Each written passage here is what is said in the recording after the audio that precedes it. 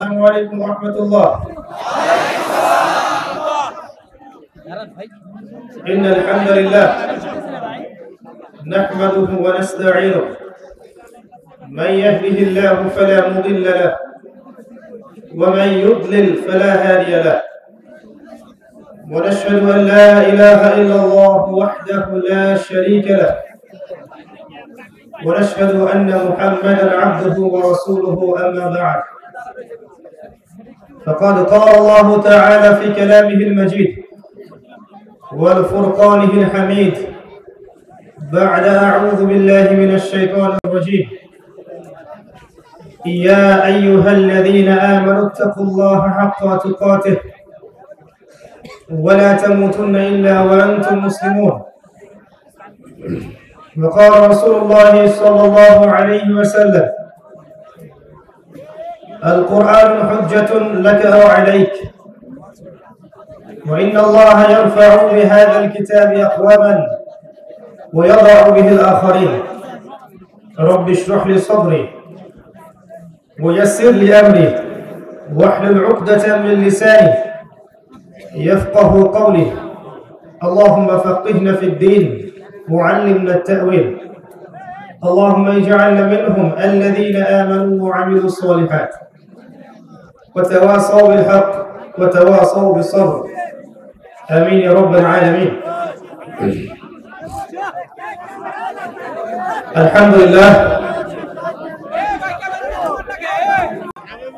যাবতীয় প্রশংসা এবং গুণগান একমাত্র মহিয়ান ও গরিয়ান আল্লাহ সুবহানাহু ওয়া তাআলার জন্য, যে আল্লাহ পাক নাযিল করেছেন মহাবিশ্বের মহাবিস্ময় মহাগ্রন্থ আল কোরআনুল কারীম, যে আল্লাহ পাক ছাড়া ইবাদত পাওয়ার যোগ্য দ্বিতীয় কোনো হক ইলাহ বা মাবুদ নেই, যে আল্লাহ রাব্বুল আলামিন আজকে আমাদেরকে সুস্থ শরীরে এই দ্বীনি মজলিসে আসার তৌফিক দান করেছেন। সকলে শুকরিয়া আদায় করি, বলি আলহামদুলিল্লাহ। অগণিত অসংখ্য দরুদ এবং সালাত বর্ষিত হোক মহান আল্লাহ প্রেরিত সর্বশেষ নবী এবং চূড়ান্ত নবী, মানবতার মুক্তির দূত মুহাম্মদুর রাসূলুল্লাহ সাল্লাল্লাহু আলাইহি ওয়াসাল্লামের প্রতি। আমরা সবাই দরুদ শরীফ পড়ি। আল্লাহুম্মা সাল্লি আলা মুহাম্মদ ওয়া আলা আলি মুহাম্মদ কামা সাল্লাইতা আলা ইব্রাহিম ওয়া আলা আলি ইব্রাহিম ইন্নাকা হামিদুম মাজিদ। اللهم بارك على محمد وعلى آل محمد كما باركت على إبراهيم وعلى آل إبراهيم إنك حميد مجيد. সম্মানিত উপস্থিতি, আপনারা কেমন আছেন? আলহামদুলিল্লাহ আলা কুল্লি হাল ওয়া ফি কুল্লি মাকান। আজকে এই জনসমাবেশে আসতে পেরে আমরা আল্লাহ পাকের কৃতজ্ঞতা স্বীকার করছি। যারা উপস্থিত হয়েছেন তাদের মাঝে যারা দ্বীন শেখার এবং জানার নিয়তে এসেছেন, আমরা দোয়া করছি আল্লাহ পাক তাদের নেক হায়াত এবং হালাল রিজিককে প্রশস্ত করুন, আমিন। যারা এই মাহফিলকে বাস্তবায়ন করেছেন, সময় দিয়েছেন, শ্রম দিয়েছেন, অর্থ দিয়েছেন, মেধা দিয়েছেন, আল্লাহ রাব্বুল আলামিন তাদের সবার নেক হায়াত এবং হালাল রিজিককে প্রশস্ত করুন, আমিন। এটা একটা দ্বীনি মজলিস, তাই দ্বীনি মজলিসে বসার কিছু আদব আছে। এখানে যিনি কথা বলবেন তাকেও কোরআন এবং সুন্নাহ থেকে কথা বলতে হবে, আর যারা শ্রোতা থাকবেন তাদের আচরণ হবে কোরআন সুন্নাহ মোতাবেক। সূরাতুল বাকারার শেষের দিকে আল্লাহ তাআলা বলেছেন এক শ্রেণীর শ্রোতার কথা, যারা বলে ওয়াকালু সামি'না ওয়া আতা'না, আমরা শুনলাম এবং মানলাম। আল্লাহ পাক তাদের প্রশংসা করেছেন। একই সূরার মধ্যে আল্লাহ পাক আরেক শ্রেণীর শ্রোতার কথা বলেছেন, যারা বলে ওয়াকালু সামি'না ওয়া আসাইনা, আমরা শুনলাম কিন্তু মানব না। আপনারা কোন শ্রেণীর শ্রোতার অন্তর্ভুক্ত হতে চান? শুনবেন এবং মানবেন, নাকি শুনবেন এবং মানবেন না? শুনবো না মানবো না?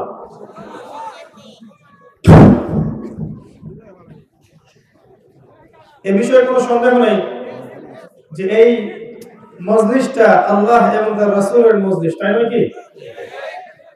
এই মজলিসের চারপাশে এই মুহূর্তে আল্লাহ পাকের অসংখ্য ফেরেশতা আছেন যারা এই পুরো জায়গাটাকে ঘিরে রেখেছেন।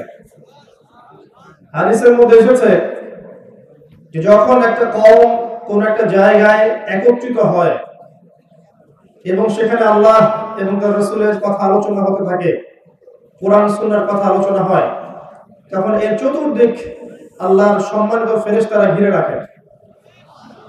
এই মানুষগুলোর উপর আল্লাহর পক্ষ থেকে শান্তি ও রহমত বর্ষিত হতে থাকে এবং আল্লাহর কাছে যে সম্মানিত ফেরেশতারা আছেন তাদের সামনে আল্লাহ পাক এই মানুষগুলোকে নিয়ে গর্ব করতে থাকেন। এই সমস্ত নেকি নষ্ট হয়ে যাবে যদি আমরা এখানে বসে ইসলামিক আচরণ না করি, সেলফি তোলায় ব্যস্ত থাকি, ভিডিও করায় ব্যস্ত থাকি, ছবি তোলায় ব্যস্ত থাকি, আপোষে কথাবার্তা বলি, অন্যকে কষ্ট দেই, তাহলে নেকির জায়গায় উল্টা গুনাহ হবে। সূরা হুজুরাত এর প্রথম আয়াতগুলো পড়ে দেখবেন, এখানে এসেছে যে নবী সাল্লাল্লাহু আলাইহি ওয়াসাল্লামের কণ্ঠস্বরের চেয়ে উঁচু কণ্ঠে কথা বললে আমল সব নষ্ট হয়ে যায়। নবী সাল্লাল্লাহু আলাইহি ওয়াসাল্লামের কণ্ঠস্বরের চাইতে গলার আওয়াজ উঁচু করে কথা বলে তার সামনে আমল নষ্ট হওয়ার হুমকি দিয়েছেন আল্লাহ পাক। এখানে নিঃসন্দেহে কোরআন থেকে কথা হবে, নবীর সুন্নাহ থেকে কথা হবে। আমাদের আচরণটা যেন হয় বিনয়ী এবং খোলা মনে সত্য গ্রহণের মানসিকতা নিয়ে বসতে হবে ইনশাআল্লাহ। আল্লাহ পাক তৌফিক এনায়েত করুন, আমিন। কি কারণে ফেরেশতাদের সামনে আল্লাহ পাক গর্ব করবেন? যখন আল্লাহ রাব্বুল আলামিন মানুষকে সৃষ্টি করতে চেয়েছেন তখন ফেরেশতারা একটা কথা বলেছিল, আতাজআলু ফিহা মান ইউফসিদু ফিহা ওয়া ইয়াসফিকু দিমা। হে আল্লাহ, আপনি পৃথিবীতে কি এমন কাউকে পাঠাচ্ছেন খলিফা করে যে পৃথিবীতে রক্তপাত ঘটাবে এবং ফাসাদ সৃষ্টি করবে? ফেরেশতাদের রেসপন্স কিন্তু পজিটিভ ছিল না। তাদের অভিজ্ঞতার আলোকে তারা বলেছিলেন যে আপনি কি এমন কাউকে সৃষ্টি করতে যাচ্ছেন যে পৃথিবীতে গিয়ে রক্তপাত ঘটাবে এবং ফাসাদ সৃষ্টি করবে? আল্লাহ পাক বলেছেন, ইন্নী আ'লামু মা লা তা'লামুন, আমি যা জানি তোমরা তা জানো না। তার মানে সব মানুষ এমন হবে না। আল্লাহর অনুগত বাছাইকৃত কিছু বান্দা থাকবেন যারা আল্লাহ পাকের আদেশ মেনে চলবেন এবং রাসূলের আদেশ মেনে চলবেন। আমরা কাদের অন্তর্ভুক্ত হতে চাই? মালায়েকারা যা বলেছিলেন পৃথিবীতে এখন মানুষ মূলত এই দুইটা কাজই করছে, রক্তপাত ঘটাচ্ছে অথবা এই জমিনে ফাসাদ সৃষ্টি করছে। আল্লাহ রাব্বুল আলামিন সূরা রুমের মধ্যে বলেছেন, যাহারাল ফাসাদু ফিল বাররি ওয়াল বাহরি বিমা কাসাবাত আইদিন নাস। জলে এবং স্থলে যত বিপর্যয় ছড়িয়ে পড়েছে এই সমস্ত বিপর্যয়গুলো হচ্ছে মানুষের হাতের কামাই। কার হাতের কামাই? এটা আল্লাহর কথা। আমি আস্তে আস্তে দেখাবো যে পুরো বৈশ্বিক প্রেক্ষাপটে এখন কি কি ফিতনা বিরাজ করছে এবং এই ফিতনাগুলো কার হাতের কামাই এবং এই ফিতনা থেকে উত্তরণের পথ কি, ইনশাআল্লাহ আমরা সংক্ষিপ্ত সময়ের মধ্যে আলোচনার চেষ্টা করবো ইনশাআল্লাহ। তবে আলোচনা দুই চোখ দিয়ে দেখতে হবে আর দুই কান দিয়ে শুনতে হবে। শুধু বাহ্যিক চোখ দিয়ে দেখলে আর বাইরের কান দিয়ে শুনলে অনেক কথা বুঝতে পারবেন না। আপনাকে মনের চোখ দিয়েও শুনতে হবে আর মনের কান দিয়েও শুনতে হবে। হৃদয়ের চোখ দিয়ে দেখবেন, হৃদয়ের কান দিয়ে শুনবেন, ইনশাআল্লাহ দেখবেন কথা তাসির হবে ইনশাআল্লাহ আযজা ওয়া জাল। যাই হোক, আল্লাহ রাব্বুল আলামিন প্রথমে একা ছিলেন, শুধু আল্লাহ পাক ছিলেন আর কিছু ছিল না। এটাকে বিশ্বাস করেন? নাকি বিশ্বাস করেন যে পুরো মহাবিশ্ব বিগ ব্যাং থেকে সৃষ্টি হয়েছে? মহাবিশ্ব যে বিগ ব্যাং থেকে সৃষ্টি হয়েছে এটা সত্য। আল্লাহ পাক কোরআনে এটা বলেছেন। সূরা আম্বিয়া 31 নম্বর আয়াত পড়লে দেখবেন আল্লাহ বলেছেন, বা'দা আউযু বিল্লাহি মিনাশ শাইতানির রাজীম, আওয়ালাম ইয়ারাল্লাযীনা কাফারু أن السماوات والأرض كانتا رتقا ففتقناهما وجعلنا من الماء كل شيء حي أفلا يؤمنون আল্লাহ পাক বলেছেন যারা অবিশ্বাস করছে আমাকে তারা কি লক্ষ্য করে দেখে না, ভেবে দেখে না যে এই আসমান সমূহ, এই মহাবিশ্ব এবং এই পৃথিবী একটা বিন্দুর মধ্যে ছিল, ফাফাতাকনাহুমা, এরপর আমি এটাকে পৃথক করে দিয়েছি। দলিল পাওয়া গেছে? তাদের ফিলোসফি বা দর্শন মতে পুরো মহাবিশ্ব সৃষ্টি হয়েছে বিগ ব্যাং থেকে। আল্লাহ পাক বলছেন বিগ ব্যাং থেকে সৃষ্টি হয়েছে বটে, তবে এইটা সৃষ্টি করেছি আমি, বিগ ব্যাং ঘটিয়েছি আমি আল্লাহ। কথা বুঝতে পারছেন? তাদের জ্ঞান এই পর্যন্ত পৌঁছেছে, যেহেতু তাদের জ্ঞানে একটা মূলনীতি আছে। মূলনীতি কি? পরীক্ষা নিরীক্ষা, যুক্তি, বিজ্ঞান, দর্শন, পর্যবেক্ষণ, এর মধ্য দিয়ে যে তথ্য উপাত্ত পাওয়া যাবে এটাই হচ্ছে জ্ঞান। এটা হচ্ছে জ্ঞান, আর জ্ঞানের কোনো অস্তিত্ব নেই।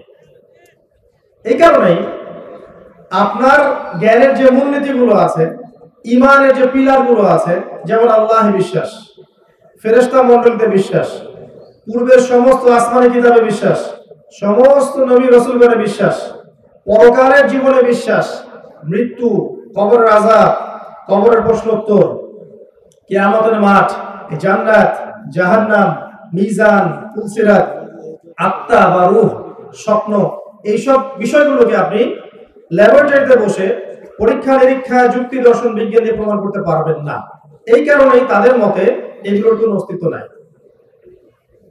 আমার কথা কি বোঝা যায়? এটা হচ্ছে জ্ঞানতাত্ত্বিক এপিস্টিমোলজি বা জ্ঞান তত্ত্ব। তাদের জ্ঞান তত্ত্ব মতে যতক্ষণ পর্যন্ত আপনি এইসব সিঁড়ি বেয়ে উতরে আসতে পারবেন না, ততক্ষণ সেটাকে তারা গ্রহণ করবে না। এই কারণে তারা বলবে আল্লাহকে দেখা যায় না, বিশ্বাস কেন করব? ফেরেশতাদেরকে কখনো দেখিনি, কেন বিশ্বাস করব? জিন জাতি কখনো দেখেছেন, কেন বিশ্বাস করবেন? রূহ, আত্মা দেখেছেন? স্বপ্ন, সত্য স্বপ্ন আল্লাহর পক্ষ থেকে মানুষ দেখে না, বিশ্বাস করেছেন, তারা বিশ্বাস করবে না। মিজান, ফুলসিরাত, কবরের আযাব, কবরের প্রশ্নোত্তর, জান্নাত, জাহান্নাম বিশ্বাস করবেন? এগুলোকে আপনি পরীক্ষা নিরীক্ষা, যুক্তি, দর্শন, বিজ্ঞান দিয়ে প্রমাণ করতে পারবেন না। এই কারণে পশ্চিমা এপিস্টিমোলজি অনুযায়ী ইসলামের এই বিষয়গুলো হচ্ছে মৌলবাদ। কথা কি বুঝতে পারছেন? যখন আপনি এই বিষয়গুলোকে বিশ্বাস করবেন, তখন তারা আপনাকে একটা তকমা লাগিয়ে দিবে, এটা হচ্ছে মৌলবাদী কনসেপ্ট, ফান্ডামেন্টাল কনসেপ্ট। আর আল্লাহ পাক বলছেন যেটা আলিফ লাম মিম, এই বই প্রথমে আছে যালিকাল কিতাব লা রাইবা ফিহি হুদাল লিল মুত্তাকিন, এই বইটা মুত্তাকিদের জন্য হেদায়েত, এই বইয়ের মধ্যে কোনো সন্দেহ নাই। কারা মুত্তাকি? এক নাম্বার কোয়ালিফিকেশন হচ্ছে আল্লাযীনা ইউমিনুনা বিল গায়ব, যারা অদৃশ্যে বিশ্বাস করে। মুত্তাকি কারা? যারা অদৃশ্যে বিশ্বাস করে। আল্লাহ অদৃশ্য বিশ্বাস করেন? মালায়েকা দেখেছেন? বিশ্বাস করেন? পূর্বের সমস্ত আসমানি কিতাব দেখেছেন? দেখেন নাই। অনেক মুসলিম তো কোরআনও দেখে নাই। এমন অনেক মুসলিম আছে যারা কোরআনও দেখেনি, জীবনে কয়েকবার দেখেছে হয়তো। বাবা মারা যাওয়ার সময় 40 দিন, কুলখানির দিন, ব্যাস, দ্যাটস অল। এই কোরআন তার ঘরে পড়ে আছে। আগে নবী রাসূলদেরকে দেখেছেন? এমনকি আমরা আমাদের নবী মুহাম্মদ সাল্লাল্লাহু আলাইহি ওয়াসাল্লামকেও দেখিনি। রূহ বা আত্মাকে ব্যাখ্যা করতে পারবেন? স্বপ্নকে ব্যাখ্যা করতে পারবেন? কবরের আযাব ব্যাখ্যা করতে পারবেন? কবরের প্রশ্নোত্তর ব্যাখ্যা করতে পারবেন? মালাকুল মউত জান নিয়ে যায়, রূহটা নিয়ে যায়, ব্যাখ্যা করতে পারবেন? পারবেন না। মানুষ মারা গেলে রূহ যখন নিয়ে যায়, হয় ইল্লিনে যাবে না হলে সিজ্জিনে যাবে। এই ইল্লিন আর সিজ্জিন ব্যাখ্যা করতে পারবেন? কিয়ামতের মাঠে আমলনামা ছুড়ে দেওয়া হবে, এই আমলনামা ব্যাখ্যা করতে পারবেন? ফুলসিরাত ব্যাখ্যা করতে পারবেন? মিজান ব্যাখ্যা করতে পারবেন? পারবেন না। তাহলে ওদের দর্শন অনুযায়ী এগুলোর কোনো ভিত্তি নাই। কিন্তু আপনাকে যদি জান্নাতে যেতে হয়, মুসলিম হতে হয়, মুমিন হতে হয়, তাহলে অবশ্যই এই গায়েবের পিলারে বিশ্বাস করতেই হবে। তার মানে আপনাকে এই সেন্সে মৌলবাদী হতেই হচ্ছে, না হলে আপনার ঈমান থাকবে না। এই জ্ঞানতাত্ত্বিক দর্শনের কারণে অনেক সমস্যা হয়ে গেছে। আমরা পড়াশোনা করছি অনেক কিছুই, এর মধ্যে এই শিরকি আকীদা ঢুকে গেছে। যতক্ষণ পর্যন্ত আপনি এগুলোকে ল্যাবে প্রমাণ করছেন না, ততক্ষণ বিশ্বাস করছেন না। আমেরিকান সংস্থা নাসা যদি বলে যে পৃথিবী থেকে লক্ষ কোটি আলোকবর্ষ দূরে একটা গ্রহের সন্ধান পাওয়া গেছে, যে গ্রহের মধ্যে সোনা আছে, হীরা আছে, জহরত আছে, নদী আছে, দুধের, মধুর, পানির, শরাবের, হুরেন ঈন আছে, ডাগর ডাগর চোখওয়ালা, অন্য ক্রিয়েচার আছে, সেখানকার মাটিগুলো মিশকাম্বরের তৈরি। ওরা যদি বলে আজকেই, আগামীকাল দেখবেন বিশ্ববাসী বিশ্বাস করবে। আল্লাহ পাক এই কথা কোরআনে বলেছেন, বিভিন্ন জায়গায় জান্নাতের কথা বলেছেন। এমন একটা জায়গা আমি রেখেছি মুমিনদের জন্য, মুত্তাকিদের জন্য, যেখানে এই এই এই বিষয়গুলো আছে। এবং এমনও বিষয় আছে যা তোমরা কখনো চোখেও দেখোনি, কল্পনাও করতে পারো না, কিন্তু আমরা বিশ্বাস করছি না। যারা বিশ্বাস করে তাদেরকে এখন বাঁকা চোখে দেখা হয়। তো জ্ঞানতাত্ত্বিক পার্থক্যটাকে বোঝেন। এই জ্ঞান কোত্থেকে আসলো? আল্লাহ রাব্বুল আলামিন একা ছিলেন, আর কিচ্ছু ছিল না। এরপর আল্লাহ পাক সৃষ্টি করেছেন এই মহাবিশ্ব কয়দিনে? মাত্র 6 দিনে। এই দিন কি আমাদের দিনের মতো? না, এই দিন আমাদের দিনের মতো নয়। আল্লাহর দিনের হিসাব আর আমাদের দিনের হিসাব এক নয়। আমাদের পৃথিবীর দিনের হিসাব কম বেশ হয়ে যাবে যদি আল্লাহ পাক শুধু একবার বলেন পৃথিবীকে যে যে গতিতে ঘুরছো এই গতির চেয়ে একটু কম গতিতে ঘোরো, বা এর চেয়ে একটু বেশি গতিতে ঘোরো। দেখবেন দিন রাতের এই যে 24 ঘন্টা চেঞ্জ হয়ে গেছে, হবে না? আর এই গতির পরিবর্তন হলে সময় পরিবর্তন হবে না? এই পৃথিবীতে 24 ঘন্টা দিন রাত, ওই নেপচুন প্লুটো গ্রহের দিন রাত কি সেম? বৃহস্পতির দিন রাত সেম? সেম না। আল্লাহ পাক এমন জান্নাত মুমিনদেরকে দিবেন যে জান্নাত কাউকে কেন্দ্র করে ঘুরবে না। জান্নাত কাউকে কেন্দ্র করে ঘুরবে না। এই জন্য জান্নাতে কোনো সময়ের শেষ নেই, চিরস্থায়ী জীবন। জাহান্নামে একই অবস্থা, জাহান্নামও কাউকে কেন্দ্র করে ঘুরবে না। তাই জাহান্নামের সময় শুরু আছে, শেষ নাই। একসময় আল্লাহ একা ছিলেন, আর কিছু ছিল না। হুয়াল আউয়াল, তিনি প্রথম। এরপর আল্লাহ পাক কি করলেন? মহাবিশ্ব সৃষ্টি করলেন। তবে তার আগে একটা কাজ করেছেন আল্লাহ পাক। আল্লাহ পাক কলম সৃষ্টি করেছেন। কি করেছেন? কলম। মনে রাখবেন কথাটা, আল্লাহ পাক কলম সৃষ্টি করেছেন। এবং কলম সৃষ্টি করে আল্লাহ পাক বলেছেন, উক্তুব, তুমি লিখো। এটা কি রকম কলম আল্লাহ ভালো জানেন, আমরা জানি না। আমরা বিশ্বাস করি, কারণ আমরা গায়েবে বিশ্বাস করি। কলম বলেছিল মাযা আকতুব, আমি কি লিখবো? আল্লাহ বলেছেন কিয়ামত পর্যন্ত যত কিছু হবে সবকিছু লাওহে মাহফুজে লিখে ফেলো। কলম প্রত্যেকটা সৃষ্টির তাকদীর লাওহে মাহফুজে লিখে ফেলেছে। আপনি দুনিয়াতে যাই করেন, আপনার রিজিকে যত দানা চাল আছে এর একটা দানা বেশি আপনি খেতে পারবেন না। আপনি পৃথিবীতে যত কষ্টই থাকেন, হতাশায় থাকেন, একটা দানা রেখে পৃথিবী থেকে আপনি যাবেন না। তাই রিজিকের জন্য ঘুষ, সুদ, দুর্নীতি, অন্যের সম্পদ আত্মসাৎ করা, প্রতারণা, সিন্ডিকেট, মাপে কম দেওয়া, এগুলো ছেড়ে দেন। আপনার রিজিক আপনার কাছেই আছে, কেউ কেড়ে নিতে পারবে না। মৌত যেমন মানুষকে খোঁজে, রিজিক তেমন মানুষকে খোঁজে। আমাদের কাউন্সিলর সাহেবের বাসায় বা তার আত্মীয়র বাসায় আজকে আমার রিজিক লেখা ছিল বলেই এখানে এসেছি, না হলে আসতে পারতাম না। তো তাকদীর লেখা হয়ে গেছে, এটাকে বলে তাকদীর। এখানে একটা কথা বলি, কিছু মানুষ আছে যারা বলে যে তাকদীর বলতে কিছু নাই। এদেরকে কি বলা হয় জানেন? এদের আরবি নাম হচ্ছে কাদারিয়া। কি নাম? ভাগ্য বিশ্বাস করে না যারা, কাদারিয়া। তাদের মতে মানুষ নিজেই তার কর্মের নিয়ন্ত্রণ, মানুষ যা করবে মানুষ তাই পাবে। কোরআন থেকে তারা দলিল দিয়ে থাকে, ওয়ালাইসাল ইনসান ইল্লা মা সাআ, মানুষ চেষ্টার বাইরে কিছু পাবে না, এরকম দলিল দিয়ে থাকে। নবী সাল্লাল্লাহু আলাইহি ওয়াসাল্লাম বলেছেন, যারা তাকদীরে বিশ্বাস করে না তারা অসুস্থ হলে দেখতে যাবে না, এবং তারা ইন্তেকাল করলে জানাজায় শরীক হবে না। আরেক শ্রেণী আছে তাকদীরকে টোটালি মানে অন্ধের মতো বিশ্বাস করে, কর্মের স্বাধীনতায় বিশ্বাস করে না।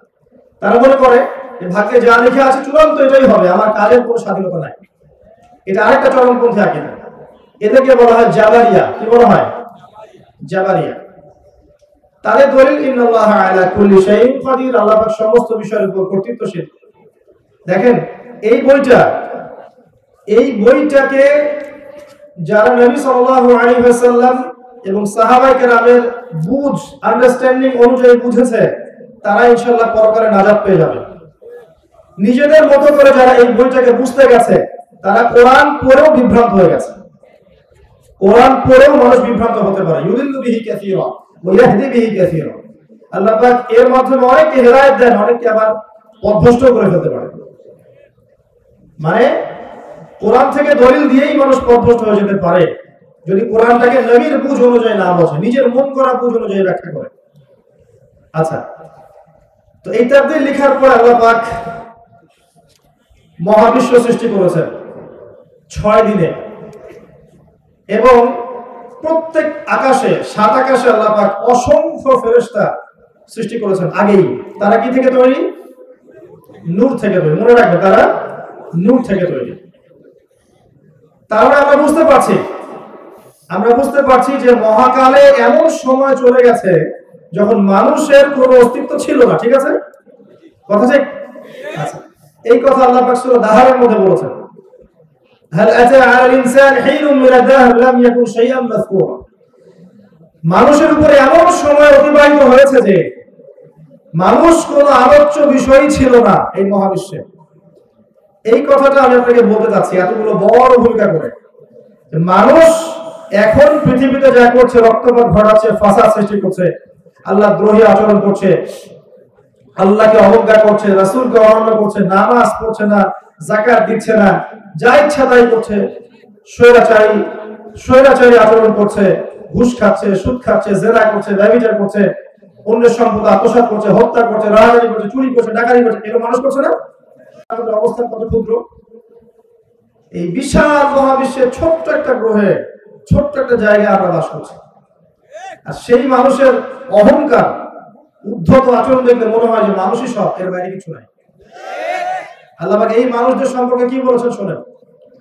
আল্লাহ পাক সূরাতুল আ'রাফের 189 নম্বর আয়াতে বলেছেন, 179 নম্বর আয়াতে বলেছেন, ওয়ালাকাদ যারা'না লিজাহান্নামা কাসীরাম মিনাল জিন্নি ওয়াল ইনস। আমি প্রচুর জিন আর মানুষকে দিয়ে জাহান্নামকে পূর্ণ করব। লাহুম কুলুবুন লা ইয়াফকাহুনা বিহা, যাদের হৃদয় ছিল উপলব্ধি করত না। ওয়া লাহুম আযানুন লা ইয়াসমাউনা বিহা, যাদের কান ছিল শুনতো না। ওয়া লাহুম আ'য়ুনুন লা ইবসিরুনা বিহা, যাদের চোখ ছিল দেখতো না। উলাইকা কাল আনআম, এরা ছিল গবাদি পশুর মতো। বাল হুম আদাল, বরং তার চাইতে নিকৃষ্ট। ওয়া উলাইকা হুমুল গাফিলুন, এবং তারা ছিল গাফিল সম্প্রদায়। আল্লাহ পাক এখানে বলেছেন অগণিত অসংখ্য মানুষকে দিয়ে আল্লাহ পাক জাহান্নাম পূর্ণ করবেন। অপরাধ, চোখ ছিল দেখতো না, কান ছিল শুনতো না, হৃদয় দিয়েছিলাম উপলব্ধি করতো না। আপনি বাইরের চোখ দিয়ে দেখেন না, এই চোখ দিয়ে দেখেন না, এই কান দিয়ে শোনেন না, তাহলে আল্লাহ পাক কোন চোখ আর কোন কানের কথা বললেন বলেন? নিঃসন্দেহে আমাদের হৃদয়ের একটা চোখ আছে না, হৃদয়ের একটা কান আছে না। যারা আল্লাহ দ্রোহী হয়ে যায় তাদের হৃদয়ের চোখ অন্ধ হয়ে যায়, হৃদয়ের কান বধির হয়ে যায়। আর যারা আল্লাহওয়ালা মানুষ তাদের হৃদয়ের চোখ খুলে যায়, হৃদয়ের কান খুলে যায়, সেখানে আল্লাহর নূর আসে, তারা ওই নূর দিয়ে বিশ্বকে দেখতে পারে। আল্লাহ পাক এরপরে গিয়ে আদম আলাইহিস সালামকে সৃষ্টি করেছেন কি হিসেবে? খলিফা হিসেবে। কি হিসেবে? খলিফা কাকে বলে? যিনি কাপড় সেলাই করেন, তাই? বিসমিল্লাহ। আল্লাহ রাব্বুল আলামিন বলেছেন, ওয়াইজ ক্বালা রাব্বুকা লিল মালায়েকা ইন্নী জাa'ilun ফিল আরদি খলিফা। স্মরণ করো নবী সেই সময়ের কথা যখন আমি তোমার রব ফেরেশতাদেরকে বলেছিলেন যে নিশ্চয়ই আমি পৃথিবীতে খলিফা পাঠাতে চাই। এই খলিফা শব্দের ব্যাখ্যা কি? প্রতিনিধি। আল্লাহ পাক কোরআনের মধ্যে, এই বইয়ের মধ্যে আদম আলাইহিস সালাম বাদ দিয়ে আরো একজন নবীকে খলিফা বলেছেন। তিনি কে? মাশাআল্লাহ, জি, দাউদ আলাইহিস সালাম। দাউদ আলাইহিস সালামকে আল্লাহ পাক খলিফা বলেছেন। এবার শুনেন, আল্লাহ পাক বলেছেন সূরা সাদের মধ্যে, ইয়া দাউদ, হে দাউদ, ইন্না জাআলনাকা খলিফাতান ফিল আরদ, আমরা তোমাকে বা আমি তোমাকে পৃথিবীতে খলিফা করেছি। এবার শুনেন খলিফার কাজ কি। তোমাকে খলিফা করেছি। তারপর আয়াত আছে ফাহকুম বাইনান নাসি বিল হক। তোমার ফাংশন হচ্ছে তুমি মানুষের মাঝে ন্যায় বিচার করবে, হকের মধ্য দিয়ে বিচার ফয়সালা করবে। এটা একটা খলিফার দায়িত্ব। আল্লাহর খলিফা যে তার দায়িত্ব হচ্ছে ন্যায়ের মানদণ্ডে মানুষের মাঝে বিচার ফয়সালা করবে। ওয়ালা তাত্তাবিউল হাওয়া, নিজের মন গড়া মতবাদের অনুসরণ করবে না, নিজের মন গড়া প্রবৃত্তির অনুসরণ করবে না।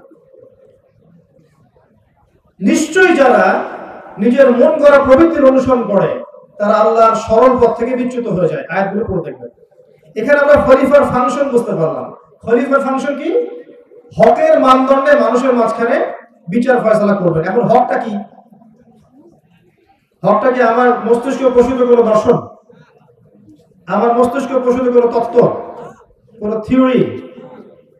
এগুলো কি হকের মানদণ্ড? মানুষের মস্তিষ্ক প্রসূত জ্ঞানই কি সত্য মিথ্যার চূড়ান্ত মানদণ্ড? যদি তাই হয় তাহলে ওই যে পশ্চিমারা বলছে যে একটা ছেলে একটা ছেলেকে বিয়ে করতে পারবে, এবং আপনারা জানেন এই ধরনের মানুষ কিন্তু আমাদের দেশেও আছে না? কওমে লূত সমকামী। তো মানুষের মস্তিষ্ক যদি সত্য মিথ্যার চূড়ান্ত মানদণ্ড হয়, এদেরকে আপনি কি বলবেন? ওরা বলছে এটা বাক স্বাধীনতা, একটা ছেলে একটা ছেলেকে বিয়ে করতেই পারে, মত প্রকাশের স্বাধীনতা। এক পর্যায়ে তারা ডিকশনারিতে লিখেছিল যে এটা হচ্ছে একটা অসুস্থতা। চেক করে দেখবেন, গুগল চেক করে দেখবেন, হোমোসেক্সুয়ালিটি লিখে চেক করে দেখবেন যে এক পর্যায়ে তারা বলতো এটা হচ্ছে অসুস্থতা, মানুষের মানসিক অসুস্থতা। এখন তারা বলছে এটা বাক স্বাধীনতা। এই যে মানুষের মস্তিষ্ক প্রসূত জ্ঞান, এটা কি সত্য মিথ্যার চূড়ান্ত মানদণ্ড হলো? এক শ্রেণীর লোক বলছে যে মদ খাওয়া যায়, মদ খেলে কাজে আগ্রহ জন্মায়। এক শ্রেণীর লোক বলছে রিবা বা সুদ খেলে কি সমস্যা? ইন্নামাল বাইউ মিসলু রিবা, রিবা সুদ যেমন ব্যবসাও তেমন। এক শ্রেণীর মহিলা আছে দেখবেন জিন্স পরে এবং গেঞ্জি পরে ঘুরে বেড়াচ্ছে, তারা বলছে আমরা পুরুষের সাথে কাঁধে কাঁধ মিলিয়ে চলছি। এই যে সমস্যাগুলো হচ্ছে, এই প্রবলেমগুলো মানুষের মস্তিষ্ক প্রসূত জ্ঞানকে সর্বোচ্চ প্রাধান্য দেওয়ার কারণেই হচ্ছে। তাহলে আপনি সত্য মিথ্যার মানদণ্ড কোথায় বুঝবেন? এখানে আসেন। আল্লাহ পাক এই কোরআনের মধ্যে সূরা কাহফ নাম জানেন তো? সূরা কাহফ নামে একটা সূরা আছে না? এই সূরা কি থেকে বাঁচাবে? মাশাআল্লাহ, এই সূরাই আপনাকে দাজ্জাল থেকে বাঁচাবে। এই সূরার মধ্যে এমন কিছু আছে যা বুঝলে আপনি দাজ্জালকে চিনতে পারবেন এবং বাঁচতে পারবেন ইনশাআল্লাহ।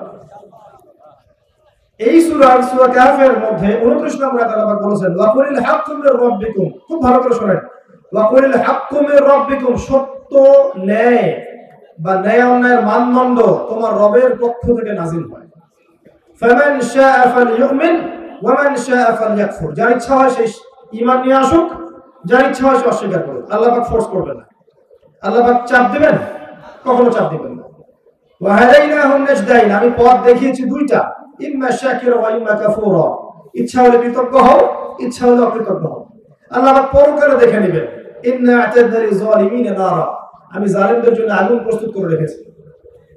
এই সূরার 29 নম্বর আয়াতে আল্লাহ বলছেন যে হক সেটাই যেটা আপনার রবের পক্ষ থেকে নাযিল হয়। এখন বলেন আপনার রবের পক্ষ থেকে কি নাযিল হয়েছে? যখন তাওরাত নাযিল হয়েছিল নবী মুসা আলাইহিস সালামের কাছে, ওই তাওরাতই ছিল তখন সত্য মিথ্যার একমাত্র মানদণ্ড। যারা ওই তাওরাতের প্রতি ঈমান এনেছিল তারা মুসলিম ছিল, যারা ঈমান আনে নাই কাফের হয়ে গেছে। এরপর যখন জাবুর এসেছে, ওই জাবুরই ছিল সত্য মিথ্যার একমাত্র মানদণ্ড। তারপর যখন ইনজিল এসেছে, ইনজিলই ছিল সত্য মিথ্যা কি একমাত্র মানদণ্ড। এখন আপনার কাছে কি আছে? এবং এর ব্যাখ্যায় হাদিস আছে না? তারাক্তু ফিকুম আমরাইন, রেখে গেলাম দুইটা বস্তু, লান তাদিল্লু মা তামাসসাকতুম বিহিমা, তোমরা কোশ্চিনকালে পথভ্রষ্ট হবে না যতদিন পর্যন্ত এই দুটাকে আঁকড়ে ধরে থাকবে। একটা আল্লাহর কিতাব, একটা কি তার নবীর সুন্নাহ। আপনার কাছে এই দুটো আছে, কিয়ামত পর্যন্ত আর কোন কিতাব আসবে? আর কোন নবী আসবে? কিয়ামত পর্যন্ত কি আল্লাহ পাক আবার কোন শরীয়ত পাঠাবেন, নাকি এগুলো উঠিয়ে নেবেন? না এগুলো কিয়ামত পর্যন্ত থাকবে? কোনটা? আর এই কোরআন, এই হাদিস, এই ইসলাম, এটা কি নির্দিষ্ট একটা গোত্রের জন্য, একটা রাষ্ট্রের জন্য, একটা সম্প্রদায়ের জন্য, না সারা বিশ্বের সকল মানুষের জন্য? তার মানে আমরা বুঝতে পারলাম ইসলাম কোরআন এবং হাদিস এগুলো কিয়ামত পর্যন্ত থাকবেই, এবং এটা নির্দিষ্ট কোনো ভাষা, রক্ত, রং, বর্ণ, গোত্র, দেশের জন্য সীমাবদ্ধ নয়। এটা সারা বিশ্বের সকল মানুষের জন্য প্রযোজ্য, এবং কিয়ামত পর্যন্ত সত্য মিথ্যা, ন্যায় অন্যায়ের অন্য কোনো মানদণ্ড আছে? এটা কি বিশ্বাস করেন? আচ্ছা, এবার বলেন, প্রচলিত কোনো বিষয় যদি কোরআন এবং সুন্নাহর সাথে মিলে যায় আপনি কি নেবেন? কথা বুঝতে পারেন নাই? প্রচলিত অনেক কিছু চলছে এই বিশ্বে, এগুলো যদি কোরআন সুন্নাহর সাথে মিলে আপনি কি নেবেন না? আর এই বিশ্বে যা কিছু চলছে এর প্রত্যেকটা বিষয় যদি কোরআন সুন্নাহর সাথে না মিলে আপনি কি নেবেন? কথা কি বুঝতে পারছেন? কথা তো বললেন নিব না, সত্যি কি তাই? পারবেন? যা চলছে সমাজে, বিশ্বে, এর প্রতিটা বিষয়ও যদি কোরআন সুন্নাহর সাথে না মেলে আপনি কি করবেন? আপনি কোনটা মানবেন? কোরআন এবং হাদিস মানবেন নাকি চলমান দর্শনগুলোর সাথে আপোষ করবেন? এখানেই পার্থক্য। এই বিষয়টা কেউ স্বীকার করে আত্মসমর্পণ করে মুসলিম হয়ে গেছে, কেউ অস্বীকার করে কাফের হয়ে গেছে, কেউ বা মনে অস্বীকার করেছে, মুখে মুখে বিশ্বাস করেছে, এই কাজ করে মুনাফিক হয়ে গেছে। কথা বুঝতে পারেন? এবার আসেন,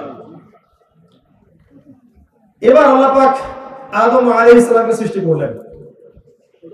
আপনার কথাটা মনে রাখেন কিন্তু, যে ওয়াদা করেছেন কোরআন এবং সুন্নাহর সাথে যা মিলবে নিবেন, যা মিলবে না নিবেন না। আচ্ছা, সুদ ভিত্তিক অর্থনৈতিক সিস্টেম কোরআন সুন্নাহর সাথে মেলে, তাই না ভাই? নিবেন? নিবেন না। আচ্ছা, ফেমিনিস্ট রেভলিউশন, নারীদের অশ্লীল ভাবে চলাফেরা করা, কোরআন সুন্নাহর সাথে মেলে? আচ্ছা, মাদক দ্রব্যের ব্যাপক ছয়লাভ, কোরআন সুন্নাহর সাথে মেলে? মুসলিমদের মধ্যে তাওহীদের মধ্যে শিরক, এই যে আল্লাহ ছাড়া অন্য কাউকে সিজদা করা, অন্য কারোর কাছে দোয়া করা, অন্য কারোর কাছে নজর মানত করা, অন্য কারোর কাছে অন্য কারোর জন্য শপথ করা, অন্য কারোর কাছে এই যে কুরবানি করা, অন্য কাউকে সিজদা করা, অন্য কারোর কাছে দোয়া করা, কোরআন সুন্নাহর সাথে মেলে? নিবেন? নবী সাল্লাল্লাহু আলাইহি ওয়াসাল্লামের সুন্নাত এর মধ্যে যত বেদাত ঢুকেছে কোরআন সুন্নাহর সাথে মেলে? নিবেন আপনি? আচ্ছা, ওই প্রথমে যে এডুকেশনাল শিক্ষার কথা বললাম, জ্ঞানতাত্ত্বিক মানদণ্ড, আমরা বলে আমরা গায়েবে বিশ্বাস করি, তারা গায়েবে বিশ্বাস করে না, ওইটা কি কোরআন সুন্নাহর সাথে মিলবে? আপনি নিবেন? আচ্ছা, আমাদের সংস্কৃতির নামে যে বেহায়াপনাগুলো চলছে, আপনি পশ্চিমা সংস্কৃতি অনুসরণ করছেন, তাদের দিবস পালন করছেন, কৃষ্টি কালচার ফলো করছেন, তাদেরকে আইডল রূপে গ্রহণ করছেন, এগুলো মিলছে কোরআন সুন্নাহর সাথে? নিবেন? আচ্ছা, যুবকরা এখন মাদক খাচ্ছে, মাদকের ব্যাপক ছয়লাভ, এগুলো কোরআন সুন্নাহর সাথে মিলছে? আপনি কি নিবেন? যুব সমাজ এখন পর্নোগ্রাফিতে আসক্ত, তাদের রাত পর্নোগ্রাফি না দেখলে কাটে না, এগুলো কোরআন সুন্নাহর সাথে মেলে? নিবেন আপনি? আপনার গার্লফ্রেন্ড আপনার কাছে মাসে 3-4-5 হাজার টাকা খরচ করায়, এটা কোরআন সুন্নাহর সাথে মেলে? নিবেন আপনি?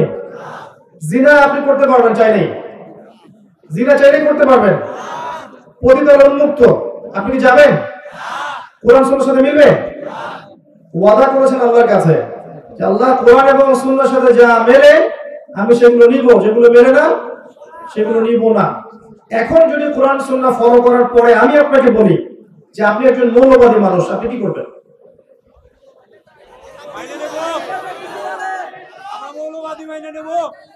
শব্দটার ব্যাখ্যা শুনেন। কোন একটা বিষয়ের মৌলিক বিষয়গুলো যারা মেনে চলে তাদেরকে ফান্ডামেন্টালিস্ট বলা হয়। একটা আদর্শ, একটা দর্শনের, একটা ধর্মের মৌলিক বিষয়গুলো যারা মেনে চলে তাদেরকে ফান্ডামেন্টালিস্ট বলা হয়। একটা ধর্মের মৌলিক বিষয়গুলো, নামাজ, রোজা, হজ, যাকাত, এগুলো যদি না মানে কেউ, সে কি মুসলিম হতে পারবে? এই শব্দটা খারাপ? কখনো খারাপ না, শব্দটা তো ভালো শব্দ। অবশ্যই আপনাকে এটা হতেই হবে, না হলে তো আপনি মুসলিম হতে পারছেন না। হ্যাঁ, একটা বিষয় খারাপ, সেটা কি? জোর করে নিজের আদর্শ অন্যের উপর চাপিয়ে দেয়, এটা খারাপ না? ইসলাম কি কখনো জোর করে অন্য কারোর উপর আদর্শ চাপিয়ে দিয়েছে? এই যে পৃথিবীতে, এবার দেখেন, আসেন বিশ্বের দিকে, এই যে পৃথিবীর বিভিন্ন দেশে পাখির মতো মুসলিমদেরকে হত্যা করা হয়েছে এবং হচ্ছে, যারা হত্যা করছে যারা হত্যা করছে তাদের এগেইনস্টে কি ইসলাম, মুসলিমরা জোর করে ইসলাম চাপিয়ে দেওয়ার চেষ্টা করেছে? ইরাকের দিকে তাকান, ইরানের দিকে তাকান, ইয়েমেনের দিকে তাকান, প্যালেস্টাইনে তাকান, আফগানিস্তান, এই যে আপনার কাশ্মীর, এই যে আপনার এটা কি বলে মিয়ানমার, উইঘুর, প্রত্যেকটা কন্টিনেন্টে তাকান, যাদেরকে মেরে ফেলা হচ্ছে এরা কি অমুসলিম না বেশিরভাগই মুসলিম? মুসলিম মারা আছে, মুসলিম বোনরা আছে, আমাদের ভাইরা আছে, ছোট ছোট বাচ্চারা আছে। এরা কি জোর করে ইসলাম চাপিয়ে দেওয়ার চেষ্টা করেছে? এরা কি জোর করে ইসলাম চাপিয়ে দেওয়ার চেষ্টা করেছে? ইসলামের পুরো ইতিহাস পড়ে দেখেন, একদম আবু বকর সিদ্দিক রাদিয়াল্লাহু আনহুর যুগ থেকে ওমর, ওসমান, আলী রাদিয়াল্লাহু আনহুম, উমাইয়া খেলাফত, আব্বাসীয় খেলাফত, ফাতেমি খেলাফত, পূর্ণবান ইসলামী খেলাফত, এই যে মামলুক শাসন, মিশরের ফাতেমি খেলাফত, উসমানীয় খেলাফত, মুঘল, এই যে আফগান, প্রত্যেকটা কন্টিনেন্টের হিস্ট্রি পড়ে দেখেন, কেউ কি জোর করে ইসলাম চাপিয়ে দেওয়ার চেষ্টা করেছিল? ইসলাম কি তরবারির মাধ্যমে ছড়িয়েছে? কখনো না। ইসলামের সৌন্দর্য দেখে অনেক অমুসলিম ইসলাম কবুল করেছে, করে নাই? কিন্তু একটা রাষ্ট্র, মনে করেন বাংলাদেশ, এর সার্বভৌমত্বের দিকে যদি কেউ চোখ দেয়, বাঙালি কি চুপ করে বসে থাকবে? থাকবে কখনো? ঠিক সেভাবেই মদিনা রাষ্ট্রের সার্বভৌমত্বের দিকে যখন চোখ দিয়েছিল, রাসূল সাল্লাল্লাহু আলাইহি ওয়াসাল্লামকে বদরের যুদ্ধ করতে হয়েছে, করতে হয়নি? উহুদের যুদ্ধ করতে হয়েছে, খায়বারে যেতে হয়েছে, হুনাইনে যেতে হয়েছে। এটা একটা রাষ্ট্রের প্রতিরক্ষামূলক ব্যবস্থা। ওইটাকে যদি পশ্চিমবঙ্গ এখন কালারিং করে দেখায় যে এর কারণে মুসলিমরা সন্ত্রাসী, ঠিক আছে কথাটা কি? কোশ্চেন কারো ঠিক নাই। বরং তারা বিগত 100 বছরে এই বিশ্বে কোটি কোটি মানুষকে বোম মেরে হত্যা করেছে। ওদেরকে তো আমরা এই কথাগুলো বলতে পারি না। তো ইসলাম কখনো কারোর উপর জোর করে চাপিয়ে দেওয়া হয়নি। আল্লাহ পাক নিষেধ করেছেন, লা ইকরাহা ফিদ-দীন, দ্বীনের মধ্যে কোনো বাড়াবাড়ি আছে? কদ তাবায়্যানা রুশদু মিনাল গায়, সত্য মিথ্যা আলাদা হয়ে গেছে, আলাদা হয়ে যায়নি। যার ইচ্ছা হয় সে ইসলাম কবুল করে হেদায়েতের পথে আসবে, যার ইচ্ছা হয় না সে সেই অবস্থায় মৃত্যুবরণ করবে। আল্লাহ পাকের কিছু আসে যায়? আমরা কোরআন এবং সুন্নাহর মূলনীতিগুলো ফলো করব ইনশাআল্লাহ আযজা ওয়া জাল। এবং এই মূলনীতিগুলো ব্যক্তি পর্যায়ে আছে, আপনার পারিবারিক পর্যায়ে আছে, সোশ্যাল পর্যায়ে আছে, ওয়ার্ল্ড ওয়াইডও আছে। যার যেখানে সক্ষমতা সে সেখানে পালন করবে ইনশাআল্লাহ তাআলা। এবার আসেন, আল্লাহ পাক আদম আলাইহিস সালামকে যে সৃষ্টি করলেন, প্রথম তাকে কি করেছেন বলেন তো? কি করেছেন? নাম, জ্ঞান, শিক্ষা দিয়েছে, তাই না? ওয়াল্লামা আদম আল আসমাআ কুল্লাহা, এই কুল্লাহা শব্দটা মনে রাখবেন। আল্লাহ নিজে বলেছেন, আমি আদমকে প্রতিটা বিষয়ের নাম শিক্ষা দিয়েছি। মহাবিশ্বের প্রতিটা বিষয়ের জ্ঞান আল্লাহ পাক আদম আলাইহিস সালামকে শিক্ষা দিয়েছেন। বলেন সুবহানাল্লাহ। এমন জ্ঞান শিক্ষা দিয়েছেন যেই জ্ঞান আল্লাহ পাক মালায়েকাদেরকেও শিক্ষা দেননি। যখন আদম আলাইহিস সালামকে বলতে বলা হলো নামগুলো বলে দাও, তিনি সব নাম বলে দিলেন। ফেরেশতাদেরকে জিজ্ঞাসা করা হলো বলে দাও, তারা বলতে পারলো না। তারা বলল যে অতটুকুই জানি যতটুকু আপনি শিখিয়েছেন। আল্লাহ পাক বললেন আদমকে সিজদা করো, তাই না? এরপর ফেরেশতা নূরের, ওই যে নূরের ফেরেশতা এই মাটির আদম সন্তানকে সিজদা করলো। সুবহানাল্লাহ। আমরা কিন্তু আমাদের মূল্য বুঝি না, যে আমরা কত উন্নত সৃষ্টি, আল্লাহ পাকে কত প্রিয়, আল্লাহ কত ভালোবেসে মহব্বতের সাথে আমাদেরকে সৃষ্টি করেছে। আমরা কিন্তু আমাদের মূল্য বুঝি না। যদি বুঝতাম যে আল্লাহ আমাদেরকে কত ভালোবাসে এবং আল্লাহ আমাদেরকে কি পরিমাণ রহম করতে চান, আমরা কোশ্চিন কেন বেনামাজি থাকতাম না, বেরোজাদার থাকতাম না, আমরা আল্লাহর অবাধ্য হতাম না। একটা হাদিস মনে পড়লো বলি। একটা হাদিসে রাসূল সাল্লাল্লাহু আলাইহি ওয়াসাল্লাম বলেছেন যে আল্লাহ পাকের কাছে 100 ভাগ রহমত ছিল, দয়া আছে। এই 100 ভাগ দয়ার 1 ভাগ দয়া বা রহমত আল্লাহ পাক এই বিশ্বের মধ্যে নাযিল করেছেন। এই 1 ভাগ মহব্বতের কারণে দেখেন আপনি প্রেমিকার জন্য কি করছেন। আপনি মাকে মহব্বত করেন, বাবাকে মহব্বত করেন, স্ত্রী সন্তানকে ভালোবাসেন। এমনকি দেখবেন একটা গাভী তার বাচ্চাকে চেটে পরিষ্কার করে না? ওই 1 ভাগ মহব্বতের কারণে। একদিন রাস্তায় চলতে গিয়ে দেখেছিলাম ফজরের নামাজের পর যে কোন একটা গাড়ি সম্ভবত একটা কুকুরের বাচ্চাকে মেরে দিয়ে চলে গেছে। আর ওই কুকুরের মা যে সে রাস্তার পাশে দাঁড়িয়ে বসে আছে, বসে বসে তার চেহারাটা এত মায়াবী, এত বিষণ্ণ যে তার ছেলেটাকে মারা গেছে। এই যে মায়া, একটা কুকুরের বাচ্চার প্রতি কুকুরের মায়া, ওই 1 ভাগ রহমতের একটা অংশ। এই 1 ভাগ রহমত আল্লাহ পাক আমাদের সবার মধ্যে দিয়ে দিয়েছেন। আর বাকি 99 ভাগ রহমত আল্লাহ পাক রেখেছেন কিয়ামতের মাঠে। এই রহমত দিয়ে আদম সন্তানকে মাফ করে দিবেন ইনশাআল্লাহ। আমরা সেই আল্লাহকে ভুলে গেছি এখন। আমরা সেই আল্লাহর জন্য সালাত করতে চাই না, সে আল্লাহর জন্য যাকাত দেই না, সে আল্লাহর জন্য দ্বীনের জন্য আমরা কাজ করি না। আল্লাহর দ্বীন আল্লাহর জমিনে প্রতিষ্ঠা হোক সেই চেষ্টা করি না, বরং আল্লাহর দ্বীনের বিরোধিতা করার একটা ক্ষেত্র বাকি রাখি না। আমরা আল্লাহকে চিনতে পারি নাই। শোনেন, আল্লাহ পাক তো সেই সত্তা যিনি এখন জানেন যে আমাদের মধ্যে কে কে জান্নাতে যাবে, এখানে যারা বসে আছে, এবং মনে করেন আমাদের এখানকার মধ্যে এই ভাই জান্নাতে যাবেন। মনে করেন এই ভাই জান্নাতে যাওয়ার 1 কোটি বছর পরে তিনি কি করবেন আল্লাহ পাক এখনই জানেন সেটা। আমার কথা কি বুঝতে পারছেন? আর মনে করেন এখানকার মধ্যে কোন এক ভাই জাহান্নামে যাবে, নাউযুবিল্লাহ। সে জাহান্নামে যাওয়ার কোটি কোটি বছর পর কি আযাব ভোগ করবে আল্লাহ পাক এখনই সেটা জানেন, রাইট নাও। আপনি কোন আল্লাহকে ভুলে গেছেন? আমি অনেক লেকচারে বলেছি, প্রায় বলি কথাটা, যে আল্লাহ পাক ছাড়া সত্যিকার অর্থে আমাদের আপন বলে কেউ নেই। আমাদের উপরের মহলে, নিচের মহলে, পরিবারে, সমাজে, আত্মীয় স্বজন, স্ত্রী সন্তান অনেকে আছে, সত্যিকার অর্থে আল্লাহর মতো আপন আমাদের কেউ নাই। এরা সবাই যদি আমাদেরকে ফিরিয়ে দেয়, আল্লাহ পাক আমাদেরকে ফেরাবেন না ইনশাআল্লাহ। সেই আল্লাহকে আপন করে নেন, ইনশাআল্লাহ পরকালে নাজাত পেয়ে যাবেন, দুনিয়াতেও সুখে থাকবেন। দেখবেন সবাই আপনাকে ছেড়ে চলে গেছে ঠিকই, আপনার মনে শান্তি যে আল্লাহ আমার সাথে আছে। সবাই আপনাকে ভুল বুঝছে, দেখবেন আল্লাহ আপনাকে প্রশান্তি দিবেন যে আমি তোমার সাথে আছি, চিন্তা নাই। যাই হোক, আল্লাহ পাক ওই নূরের ফেরেশতাদের সামনে মাটির আদমের সামনে নূরের ফেরেশতাদেরকে সিজদা করালেন। এখান থেকে আমাদের সম্মানটা বুঝতে পারছেন? কিসের কারণে সম্মানটা পেলাম? ফিজিক্যাল গঠনের কারণে? কিসের কারণে বলেন তো? জ্ঞানের কারণে।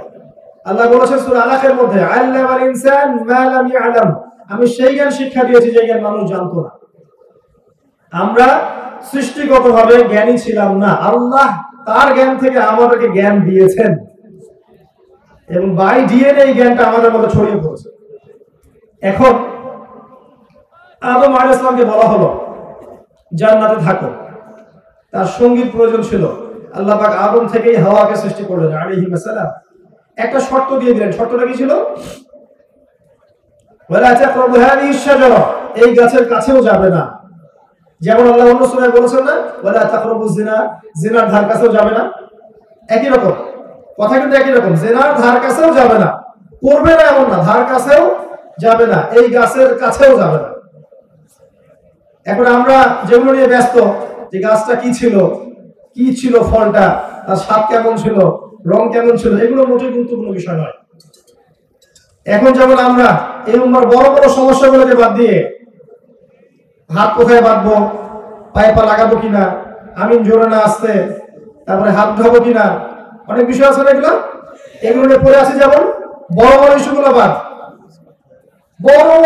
বাদ, ইসলামের বিরোধী শক্তিদের উত্থান, তাদের সুদভিত্তিক অর্থনৈতিক সিস্টেম, তাদের মিডিয়া, তাদের প্রযুক্তি, তাদের ডমিনেশন, তাদের মনিটরিং সিস্টেম, মুসলিমদের বিভক্তি, মুসলিমদের কিলিংস, এগুলো সব বড় বড় বিষয়গুলো বাদ।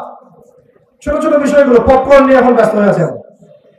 ওইটা একটা এরকম ইস্যু, ওই গাছটা কিসের গাছ ছিল, এই প্রশ্ন যে করবে, বলবেন এই প্রশ্নের উত্তর দেওয়ার দরকার নাই। মূল কথা হচ্ছে গাছের কাছেও যেও না। কিন্তু শয়তান যে সিজদা করে নাই, তার নাম কি? ইবলিস। সে কিন্তু জ্ঞানী ছিল, এবং এক পর্যায়ে সে ফেরেশতাদের সর্দারও হয়েছে। কিন্তু আবা ওয়াস্তাকবারা, জ্ঞানী হওয়া সত্ত্বেও সে উদ্ধত হয়েছে, অহংকার করেছে। আবা ওয়াস্তাকবারা ফাতাকুনা মিনাল কাফিরিন, সে কাফেরদের অন্তর্ভুক্ত হয়ে গেল। এখানে মনে রাখবেন, আমি যদি অনেক বড় ডিগ্রি সার্টিফিকেট অর্জন করি, আমার মধ্যে বিনয় না থাকে, অহংকার থাকে, এই জ্ঞান আমার পরকালে কোনো কাজে আসবে না। আমি যত বড় আলেম হই, আমি যত বড় দরবেশ হই, হ্যাঁ, হাফেজে কোরআন হই, কারি হই, মুহাদ্দিস, মুফাসসির যেই হই না কেন, মানুষ আমাকে অনেক বড় কিছু বলে ডাকে, ঠিক আছে, আবার ডক্টরেট হই, কেমব্রিজ, অক্সফোর্ড, হার্ভার্ড থেকে পড়ে এসেছি, কিন্তু আপনার ভিতরে যদি অহংকার থাকে, কেবল থাকে, তাহলে আপনার এই জ্ঞান আপনার কোনো কাজে আসবে না। ইবলিস জ্ঞানী ছিল, কিন্তু অহংকারের কারণে আল্লাহ পাক তাকে বের করে দিয়েছে। মনে রাখবেন, অহংকারটা কি? আল্লাহ বলেছে সেজদা করো, সে সেজদা করলো না, বরং বলল যে খালাকতানি মিন নার ওয়া খালাকতাহু মিন তিন, আমাকে আগুন দিয়ে সৃষ্টি করেছো, তাকে মাটি দিয়ে সৃষ্টি করেছো। এই যে আল্লাহর বিধানের আনুগত্য না করা, নিজের বুঝটাকে শ্রেষ্ঠ মনে করা, এটাই তো অহংকার, এটাই অহংকার। এখন আমরা সেই অহংকার করছি না? করছি। আল্লাহ বোঝার তৌফিক দান করুন। এরপর আল্লাহ পাক পরীক্ষা নিলেন, আল্লাহ পাক আগেই জানতেন এগুলো হবে, তাই না? তারা ফল খেয়ে ফেললেন। এখানে খেয়াল করে দেখেন, দুজনেই কিন্তু আদেশ অমান্য করেছেন, ইবলিস এবং আদম আলাইহিস সালাম। কিন্তু পার্থক্যটা কোথায়? আদম আলাইহিস সালাম যখন ভুল বুঝতে পেরেছেন, সাথে সাথে ইউটার্ন করে আল্লাহর কাছে ফিরে এসেছেন, তওবা করেছেন, আল্লাহকে বলেছেন রব্বানা যালামনা আনফুসানা ওয়া ইল্লাম তাগফির লানা ওয়া তারহামনা লানাকুনান্না মিনাল খাসিরিন। হে আল্লাহ, আমরা জুলুম করেছি নিজেদের নফসের উপরে, আপনি যদি আমাদেরকে মাফ না করেন আমরা ক্ষতিগ্রস্তদের অন্তর্ভুক্ত হয়ে যাব। আল্লাহ পাক মাফ করে দিয়েছেন, যখনই তিনি তওবা করেছেন আল্লাহ পাক মাফ করে দিয়েছেন। ইবলিস কিন্তু তওবা করেনি, এই পার্থক্য। এবার তওবা কবুল করার পরে, এই জায়গাগুলো একটু ভালো করে বোঝেন, তওবা কবুল করার পরেও আল্লাহ পাক কিন্তু আর জান্নাতে থাকতে দিলেন না, তাই না? এবার সেখান থেকে নামিয়ে দিলেন এই পৃথিবীতে। সূরা বাকারা 38 এবং 39 নম্বর আয়াতগুলো পড়ে দেখবেন। এখানে একটা আপনি মূলনীতি পাবেন। আল্লাহ নামিয়ে দিচ্ছেন আর বলছেন যে তোমরা উভয়েই নেমে যাও, তোমরা উভয়েই পৃথিবীতে নেমে যাও। ফাইম্মা ইয়াতিয়ান্নাকুম মিন্নি হুদান, তোমাদের কাছে আমার পক্ষ থেকে হেদায়েত আসবে। টাইম টু টাইম হেদায়েত আমার পক্ষ থেকে আসবে, আসমানি কিতাব, নবী রাসূল আসবেন। ফামান তাবিআ হুদায়া, যারা আমার হেদায়েত মেনে চলবে, ফালা খাউফুন আলাইহিম ওয়া লা হুম ইয়াহজানুন, তাদের কোনো ভয়ও থাকবে না, কোনো দুশ্চিন্তাও থাকবে না। ঠিক আছে কথা? আচ্ছা, এই সুন্নাত চলে আসছে না? প্রত্যেক যুগে যুগে আল্লাহ পাক আসমানি কিতাব পাঠাচ্ছেন না? নবী রাসূল পাঠিয়েছেন না? সর্বশেষ নবী মুহাম্মদ সাল্লাল্লাহু আলাইহি ওয়াসাল্লাম পর্যন্ত পাঠিয়েছেন। এটা একটা সূত্র। এরপরে আল্লাহ বলেছেন ওয়াল্লাযিনা কাফারু ওয়া কাযযাবু বিআয়াতিনা, কিন্তু মনে রাখবে যারা হেদায়েত আসার পরেও আমার আয়াত অস্বীকার করবে, মিথ্যা প্রতিপন্ন করবে, ফাউলাইকা আসহাবুন নার, এরা হবে জাহান্নামের অধিবাসী।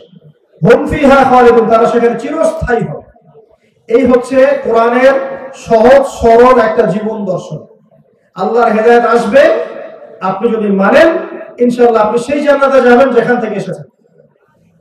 যদি না মানেন, আল্লাহ বলেছেন চিরস্থায়ী জাহান্নামে দিবেন ইবলিসের সাথে, এবং সেখানে আপনি চিরস্থায়ী হবেন, কেউ আপনাকে বাঁচাতে আসবে। এই হলো সহজ সরল জীবন দর্শন। যত তত্ত্ব উপাত্ত দর্শন বিজ্ঞানী খাটান না কেন, এর চেয়ে সহজ সরল কোনো জীবন দর্শন নাই। এটাই চূড়ান্ত, এর বাইরে কিছু নাই। এবার পৃথিবীতে আসা হলো, আসার পরে প্রথম দুর্ঘটনা কি ঘটলো? হাবিল আর কাবিলের ঘটনা মনে আছে? ভাই ভাইকে হত্যা করেছিল। কোন ভাই হত্যা করেছিল? কাবিল হাবিলকে। ফেরেশতাদের কথা মনে রাখেন, তারা কি বলেছিল? তারা পৃথিবীতে যাবে এবং রক্তপাত ঘটাবে, ফাসাদ সৃষ্টি করবে। মিলছে? মিলছে। দেখেন এবার আল্লাহ পাক কাবিলকে জাহান্নামে দিলেন, আর হাবিল ইনশাআল্লাহ জান্নাতে যাবে। মনে রাখবেন নবী সাল্লাল্লাহু আলাইহি ওয়াসাল্লাম বলেছেন পৃথিবীতে যত হত্যাকাণ্ড হবে প্রত্যেকটা খুনের পাপের একটা অংশ কাবিলের আমলনামায় যুক্ত করা হবে, কারণ সেই প্রথম পৃথিবীতে এই হত্যাকাণ্ড সূচনা করেছে। এটা বলে গুনাহে জারিয়া। সদকায়ে জারিয়া যেমন আছে, গুনাহে জারিয়াও আছে। আপনাকে মসজিদ করে দেন, যত মানুষ নামাজ পড়বে ইনশাআল্লাহ আপনি নেকি পাবেন। আপনাকে সিনেমা হল করেন, যত মানুষ নোংরা সিনেমা দেখবে সমস্ত গুনাহ আপনি পাবেন। চয়েস ইজ ইয়োর্স, আপনার চয়েস। এবার তারপরে যুগে আসেন নূহ আলাইহিস সালাম। আমি একটা বিষয় বলতে যাচ্ছি যে আপনাকে আমি যুগে যুগে আল্লাহ পাকের সুন্নাত দেখাবো, যুগে যুগে আল্লাহ সুন্নাত দেখাচ্ছি আপনাকে। নূহ আলাইহিস সালামের যুগে আসেন, 950 বছর তিনি দাওয়াত দিয়েছেন। কত বছর? 950 বছর, 9টা শতাব্দী মানুষকে দাওয়াত দিয়েছেন। এত লম্বা হায়াত আল্লাহ পাক দিয়েছিলেন তাকে। অল্প কিছু মানুষ ইসলাম কবুল করেছিল, যাদেরকে নিয়ে তিনি নৌযানে করে সফর করেছেন। বাকিদেরকে আল্লাহ পাক কি করেছেন? তুফান দিয়ে, প্লাবন দিয়ে একদম ডুবিয়ে দিয়েছেন, দেন নাই? আল্লাহর সুন্নাত, ওই আয়াতটা মনে রাখেন, যারা আমার বিধান মেনে চলবে নাজাত পাবে, মেনে চলবে না পৃথিবীতে লাঞ্ছিত হবে, পরকালে জাহান্নামে যাবে। এই আয়াতটা মনে রাখেন। এবার নূহ আলাইহিস সালামের যুগে চলে আসেন, দেখেন যারা তার প্রতি ঈমান এনেছে আল্লাহ পাক তাদেরকে পার করে দিয়েছেন, দেন নাই? আর যারা আনে নাই আল্লাহ পাক ডুবিয়ে মেরেছেন, মানেন নাই? আচ্ছা, এর পরের যুগে যান, দেখেন আদ জাতি, বিশাল বিশাল শারীরিক দেহ, অনেক বড় বড় কাঠামো দেহের, একদম তাল গাছের সমান সমান লম্বা এক একজন, এবং তারা বলতো মান আশাদ্দু মিন্না কুওয়া, আমাদের যে শক্তিশালী কোনো কম থাকতে পারে? তারা এই কথাটা বলতো। পাহাড় কেটে কেটে বাড়ি নির্মাণ করতো। আজকে আমরা সভ্যতার বড়াই করি না যে আমাদের সভ্যতা অনেক উন্নত, সায়েন্সের যুগ, টেকনোলজি যুগ। আল্লাহ পাক বলেছেন সূরা ফজরের মধ্যে, ইরামা যাতিল ইমাদ লাম ইখলাক মিসলুহা ফিল বিলাদ। ওই আদ এবং সামুদের ওই শহরের কথা আল্লাহ পাক বলছেন, এই রকম উন্নত সভ্যতা এই পৃথিবী থেকে গড়ে তুলতে পারেনি এখন পর্যন্ত। পড়ে দেখেন, ওই জাতি বলেছিল আমাদের যে শক্তিশালী আর কি আছে। তাদের নবীর নাম ছিল হুদ আলাইহিস সালাম। যারা তার নবীকে স্বীকার করেছিল, আল্লাহর বিধান মেনেছিল, আল্লাহ পাক নাজাত দিয়েছিলেন। যারা মানে নাই, ওদেরকে আল্লাহ পাক কি দিয়ে ধ্বংস করেছেন? ঝড় দিয়ে ধ্বংস করেছেন। কি দিয়ে? আল্লাহর শাস্তিটা মনে রাখবেন। বলেছিল আমি অনেক শক্তিশালী, আল্লাহ পাক ঝড় বাতাস দিয়ে উড়িয়ে দিয়েছেন একেবারে। দেখি তোমার কত শক্তি। পরে যাদের সামুদ, যার নবী সালেহ আলাইহিস সালাম, একই সুন্নাত, যারা ওই নবীর কথা মেনেছে আল্লাহ পাক নাজাত দিয়েছেন, মানে নাই আল্লাহ পাক বজ্রপাত দিয়ে ধ্বংস করে দিয়েছেন। কি দিয়ে? বজ্রপাত দিয়ে। এরপরে যান ওই ইব্রাহিম আলাইহিস সালামের যুগ। ইব্রাহিম আলাইহিস সালাম তাওহীদপন্থী ছিলেন না? নাকি তিনি ইহুদি ছিলেন, নাসারা ছিলেন? কি ছিলেন? ওয়ালাকিন কানা হানিফান মুসলিমা, তিনি একনিষ্ঠ মুসলিম ছিলেন। আল্লাহ পাক ইব্রাহিমকে সেভ করলেন, তার অনুসারীদেরকে বাঁচালেন। নমরুদকে কি আল্লাহ পাক বাঁচিয়েছেন? তার অনুসারীদেরকে কি আল্লাহ পাক বাঁচিয়েছেন? ডুবিয়ে দিয়েছেন, শেষ করে দিয়েছেন। একই সুন্নাত, একই সুন্নাত। যান মুসার যুগে আলাইহিস সালাম, ফিরআউন পরাশক্তি তার কাছে আছে, এখনকার রাশিয়া, চায়না, এখনকার আমেরিকা, ব্রিটেন, নেটোর মতো একদম পরাশক্তি, বিশাল ফোর্স। বনু ইসরাঈলকে ধাওয়া করলো, আল্লাহ পাক সবগুলোকে এক জায়গায় একত্রিত করলেন লোহিত সাগরে, করে মুহূর্তের মধ্যে ডুবিয়ে মেরে দিলেন, মানে নেই? আর বনু ইসরাঈলকে আল্লাহ পাক উদ্ধার করলেন না? একই সুন্নাত, আল্লাহর আদেশ মানবেন, আল্লাহ পাক দুনিয়াতে বাঁচাবেন, পরকালে বাঁচাবেন। মানবেন না, উভয় জায়গাতে ধ্বংস আছে। একটা কথা এখানে বলে দেই, ঠিক একই ভাবে যেভাবে আল্লাহ পাক ফিরআউনের এই বাহিনীকে একত্রিত করেছেন, করে ডুবিয়ে দিয়েছেন, ঠিক একই ভাবে আল্লাহ পাক আরো একবার এই বর্তমান বিশ্বের ফিরআউনদেরকে জেরুজালেমে একত্রিত করেছেন ডুবিয়ে দেওয়ার জন্য। নারায়ে তাকবীর, আল্লাহু আকবার, নারায়ে তাকবীর, আল্লাহু আকবার, নারায়ে তাকবীর, আল্লাহু আকবার। আল্লাহ পাক এমনি করেনি এটা, তারা আস্তে আস্তে আরো উন্নতি করবে। বিগত 70 বছর আগে তাদের কোনো রাষ্ট্র ছিল না, তাদের থাকার জায়গা ছিল না। 1914 সালে যখন প্রথম বিশ্বযুদ্ধের ঘটনাগুলো ঘটছে এবং অটোমান এম্পায়ার টার্কিশরা যখন পরাজিত হলো, এরপর তারা ওই জেরুজালেমে ঢোকার সুযোগ পেয়েছে। এর আগে 2000 বছর পর্যন্ত ওরা জেরুজালেমে ঢুকতে পারে নাই। তো সেখানে গিয়ে মুসলিম মা-বোনদের ইজ্জত নষ্ট করেছে, ভাইদেরকে হত্যা করেছে, বসতি নির্মাণ করে সেখানে কলোনাইজ করেছে তাদেরকে। এরপরে 14 থেকে 47 সাল পর্যন্ত আরো শক্তিশালী হয়েছে এবং ওই পশ্চিমাদের হাত ধরে তারা আবারও উন্নতি করা শুরু করেছে। আস্তে আস্তে আয়তন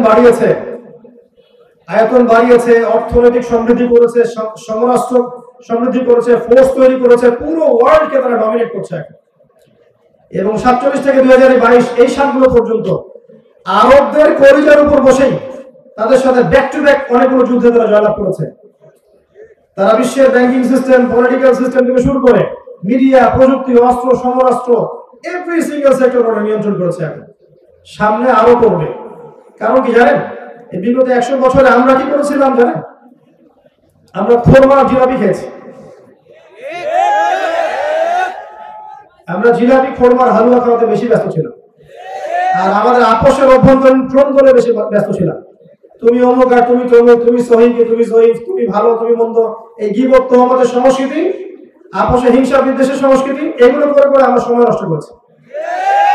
এই সুযোগে তারা রাইজ করে ফেলেছে এমন একটা জায়গায় ইসরায়েল চলে গেছে যে আপনি তাকে এখন ডমিনেট করতে পারবেন না। এত সহজ না। আল্লাহ পাক তার রাসূলের মাধ্যমে জানিয়েছেন এটা আমাদেরকে যে ওই জিউসরাই মাসিহুদ দাজ্জালকে ফলো করবে। কাকে ফলো করবে? ইস্পাহানের ৭০,০০০ ইহুদিও তাকে ফলো করবে। এটা হাদিসের পাতায় লেখা আছে যে দাজ্জাল যখন বের হবে মানুষের রূপে, বের হয়ে সে সারা বিশ্ব শাসন করবে, তখন জিউসরা ওকে ফলো করবে। এরপর আল্লাহ পাক এই মাসিহুদ দাজ্জালকে হত্যা করানোর জন্য ঈসা আলাইহিস সালামকে আবারও পাঠাবেন। এই ঈসা আলাইহিস সালামের হাতে তার নিহত হওয়া লেখা আছে। তার আগ পর্যন্ত একে মারতে পারবেন না। কোথায় লেখা আছে? প্যালেস্টাইনের বাবেলুদ নামে একটা জায়গা আছে, এখানে সে নিহত হবে, এটা বলে দেয়া আছে হাদিসের মধ্যে। তো ও এই যে বিগত ৭০ বছরে যে উন্নতি করেছে, রাইজ করেছে, এটা আমাদের গাফলতির ফল। মনিটরি সিস্টেম থেকে শুরু করে আরবদের তেল, ওদের বাণিজ্য, ওদের ফাইন্যান্স, ওদের মিডিয়া, ওদের প্রযুক্তি, সংস্কৃতি, ওদের মনিটরি সিস্টেম, পেট্রোল ডলার সবকিছু নিয়ন্ত্রণ করে ফেলেছে।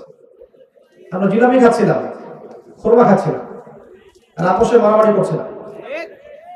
তবে এতটুকু এনশিওর করতে চাই, হতাশ হবেন না, এতটুকু এনশিওর করতে চাই আল্লাহ পাক যেভাবে ফেরাউনের দলবলকে লোহিত সাগরে একত্রিত করেছিলেন, ঠিক একই সুন্নাহ আল্লাহ সেখানে করছেন। এমন একটা হাদিস আছে, লা তুকাতিলুনাল ইয়াহুদ, আল্লাহ পাক বলেছেন, আল্লাহ রাসূল সাল্লাল্লাহু আলাইহি ওয়াসাল্লাম বলেছেন, শেষ জামানা যখন আসবে, এটা কত সালে আসবে আমি জানি না, সাল জিজ্ঞেস করবেন না, আসবে একসময়, আল্লাহ ভালো জানেন কবে আসবে, তখন আমরা থাকবো কিনা আমরা জানি না। তো ওই জামানায় লা তুকাতিলুনাল ইয়াহুদ, তোমরা অবশ্যই ইহুদদের সাথে যুদ্ধ করবে। এমনকি যদি কোন ইহুদের সৈন্য পাথরের পিছনে লুকায়, ওই পাথর কথা বলা শুরু করবে, ইয়া মুসলিম, হে মুসলিম, ইন্না ওয়ারাআল ইয়াহুদ, আমার পিছনে ইহুদি আছে, তাআল ফাকতুল, আসো তাকে হত্যা করো। এই কথা এটা হতে যাচ্ছে। বিশ্ব আরো শতাব্দীর পর শতাব্দী জুড়ে এভাবেই থাকবে এমন নয়, এই বিশ্বটা ধ্বংসের দিকে যাচ্ছে। আপনাকে পশ্চিমারা বোঝাবে এখন পৃথিবীতে আছেন, কয়েকদিন পর চাঁদে থাকবেন, তারপর মঙ্গলে থাকবেন, তারপর ওখানে থাকবেন, এটা বুঝাবে। আসলে দেখলে বোগাস, এগুলো সব সঠিক নয়, বরং কিয়ামত হবে এটাই সঠিক। দিন দিন টাইম শেষ হয়ে যাবে এবং কিয়ামত হবে এটাই সঠিক। ওদেরকে একত্রিত করে যখন ধ্বংস করা হবে, তারপর ঈসা ইবনে মারইয়াম, ঈসা আলাইহিস সালাম ওই জেরুজালেম থেকেই পুরো বিশ্বব্যাপী ইসলামের খেলাফা কায়েম করবে। তখন এরকম বিভক্তগুলো থাকবে না ইনশাআল্লাহ, উম্মাহ ঐক্যবদ্ধ থাকবে ইনশাআল্লাহ, এবং দেখবেন নিবেদিত প্রাণ মুসলিমরা তখন জীবিত থাকবে ইনশাআল্লাহ। আল্লাহ পাক আগাছাদেরকে পরিষ্কার করে ফেলবে ইনশাআল্লাহ, এবং তিনি 40 বছর পর্যন্ত এই ওয়ার্ল্ড ওয়াইড ইসলামী খেলাফত বাস্তবায়িত রাখবেন। এরপরে মানুষ আবারও খারাপ হওয়া শুরু করবে, হাদিস এসেছে, এরপর মানুষ এমন ভাবে খারাপ হওয়া শুরু করবে যে রাস্তায় দাঁড়িয়ে দাঁড়িয়ে জিনা করবে, এবং ওদের সামনে একদিন পশ্চিম দিক থেকে সূর্য ওঠে, এই পৃথিবী ধ্বংস হয়ে যাবে। পৃথিবীটা ধ্বংসের দিকে যাচ্ছে। তবে একটা বিষয় আমি মনে করি যেটা হতে পারে সামনে, যে কয়েকদিন পর দেখবেন রাশিয়া বলবে ওই গ্রহটা আমার, আমেরিকা বলবে না ওই গ্রহটা আমার, চায়না বলবে ওই গ্রহ আমার, ন্যাটো বলবে ওই গ্রহ আমার, স্টার ওয়ার গ্রহ নিয়েও দেখবেন ঝগড়া লাগবে কয়েকদিন পর। এবং মহাকাশ বাহিনী তারা গঠন করছে অলরেডি, মহাকাশে যুদ্ধ করবে। ফিতনাময় বিশ্ব, আমি ওইদিকে পরে যাবো, আগে এই জায়গাটা শেষ করে নেই। আমি দেখাচ্ছি যে আপনাকে প্রত্যেক যুগে যুগে, এই যে নূহ থেকে শুরু করে নূহ, আদ, সামুদ, ইব্রাহিম, মুসা, ঈসা, মুহাম্মদ সাল্লাল্লাহু আলাইহি ওয়াসাল্লাম, প্রত্যেক যুগের আল্লাহর একটাই সুন্নাত যে আপনি আমি যদি আল্লাহর বিধান মেনে চলি, আনুগত্য করি, আল্লাহ পাক দুনিয়াতে আমাদেরকে সফল করবেন, নাজাত দিবেন, পরকালে ইনশাআল্লাহ জান্নাত দিবেন। যদি প্রত্যেক যুগে যুগে হেদায়েত আসার পরেও, দ্বীনের কথা কান পর্যন্ত আসার পরেও আমরা অজ্ঞ থাকি, মূল্যায়ন না করি, আল্লাহ অবাধ্য হই, রাসূল অবাধ্য হই, কোনো সন্দেহ নেই আল্লাহ পাক দুনিয়াতেও আমাদেরকে ছাড়বেন না, পরকালেও আমাদেরকে ছাড়বেন না ইনশাআল্লাহ। এটাই চিরায়ত সুন্নাত। কোন পথে যেতে চান ডিসিশন আপনাদের, আল্লাহ পাক ফোর্স করবেন না, আল্লাহ পাক জবরদস্তি করবেন না, আপনাকে জোর করে মসজিদেও পাঠাবেন না, আল্লাহ পাক এগুলো করবেন না। সিদ্ধান্ত আমাদেরকে নিতে হবে আমরা কোন পথে যাব। এখন আমরা সবাই মুসলিম, আমরা সবাই চাই দিনের বিজয় হোক, দিন ভালো থাক, আমরা ইসলামিয়ত বাঁচি, শান্তিতে রাষ্ট্র চলুক, সমাজ চলুক, একটা ঐক্যবদ্ধ মুসলিম উম্মাহ হিসেবে আমরা চলি। কিন্তু এর জন্য কিছু বেসিক কাজের প্রয়োজন আছে। যে কাজগুলো যদি আমরা করতে না পারি তাহলে কোশ্চেন কালেও এগুলো সম্ভব হবে না। এর প্রথম কাজটা হচ্ছে পড়াশোনা করা, জ্ঞান অর্জন করা।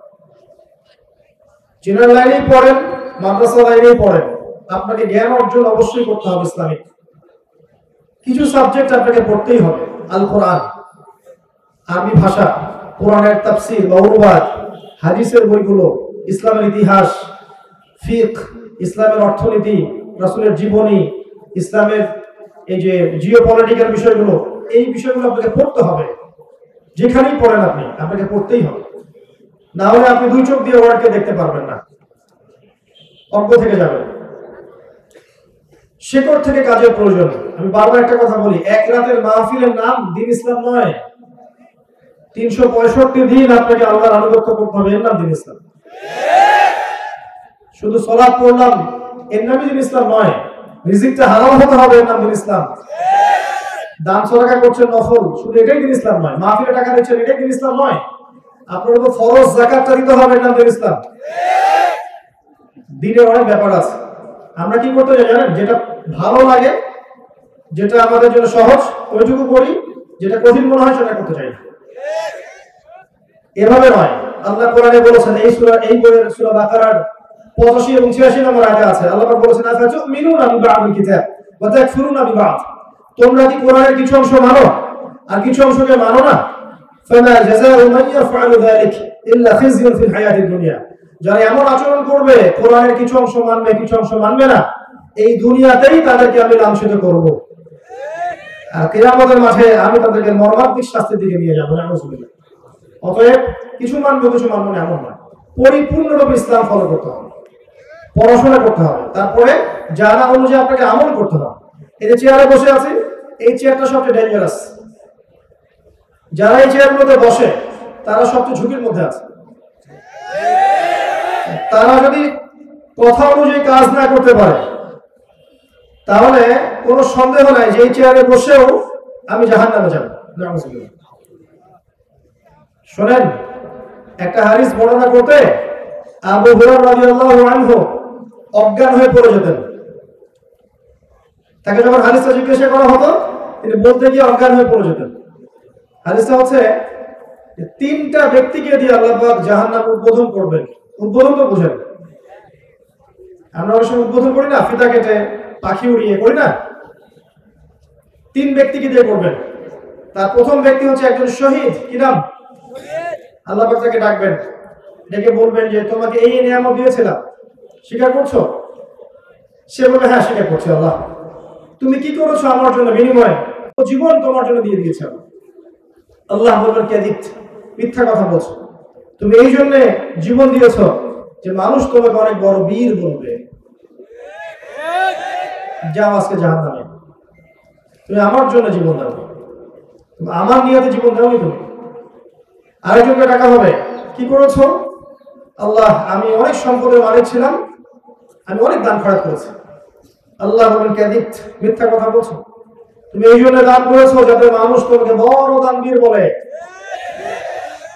3 নম্বর ডাকা হবে একজন আলেম, দাড়ি টুপি। কি করেছো? জ্ঞান অর্জন করেছে আল্লাহ দ্বীনের, অনেক বড় হাফেজ ছিলাম, কারি ছিলাম, আলেম ছিলাম, দ্বীনের বহুত খেদমত করেছে।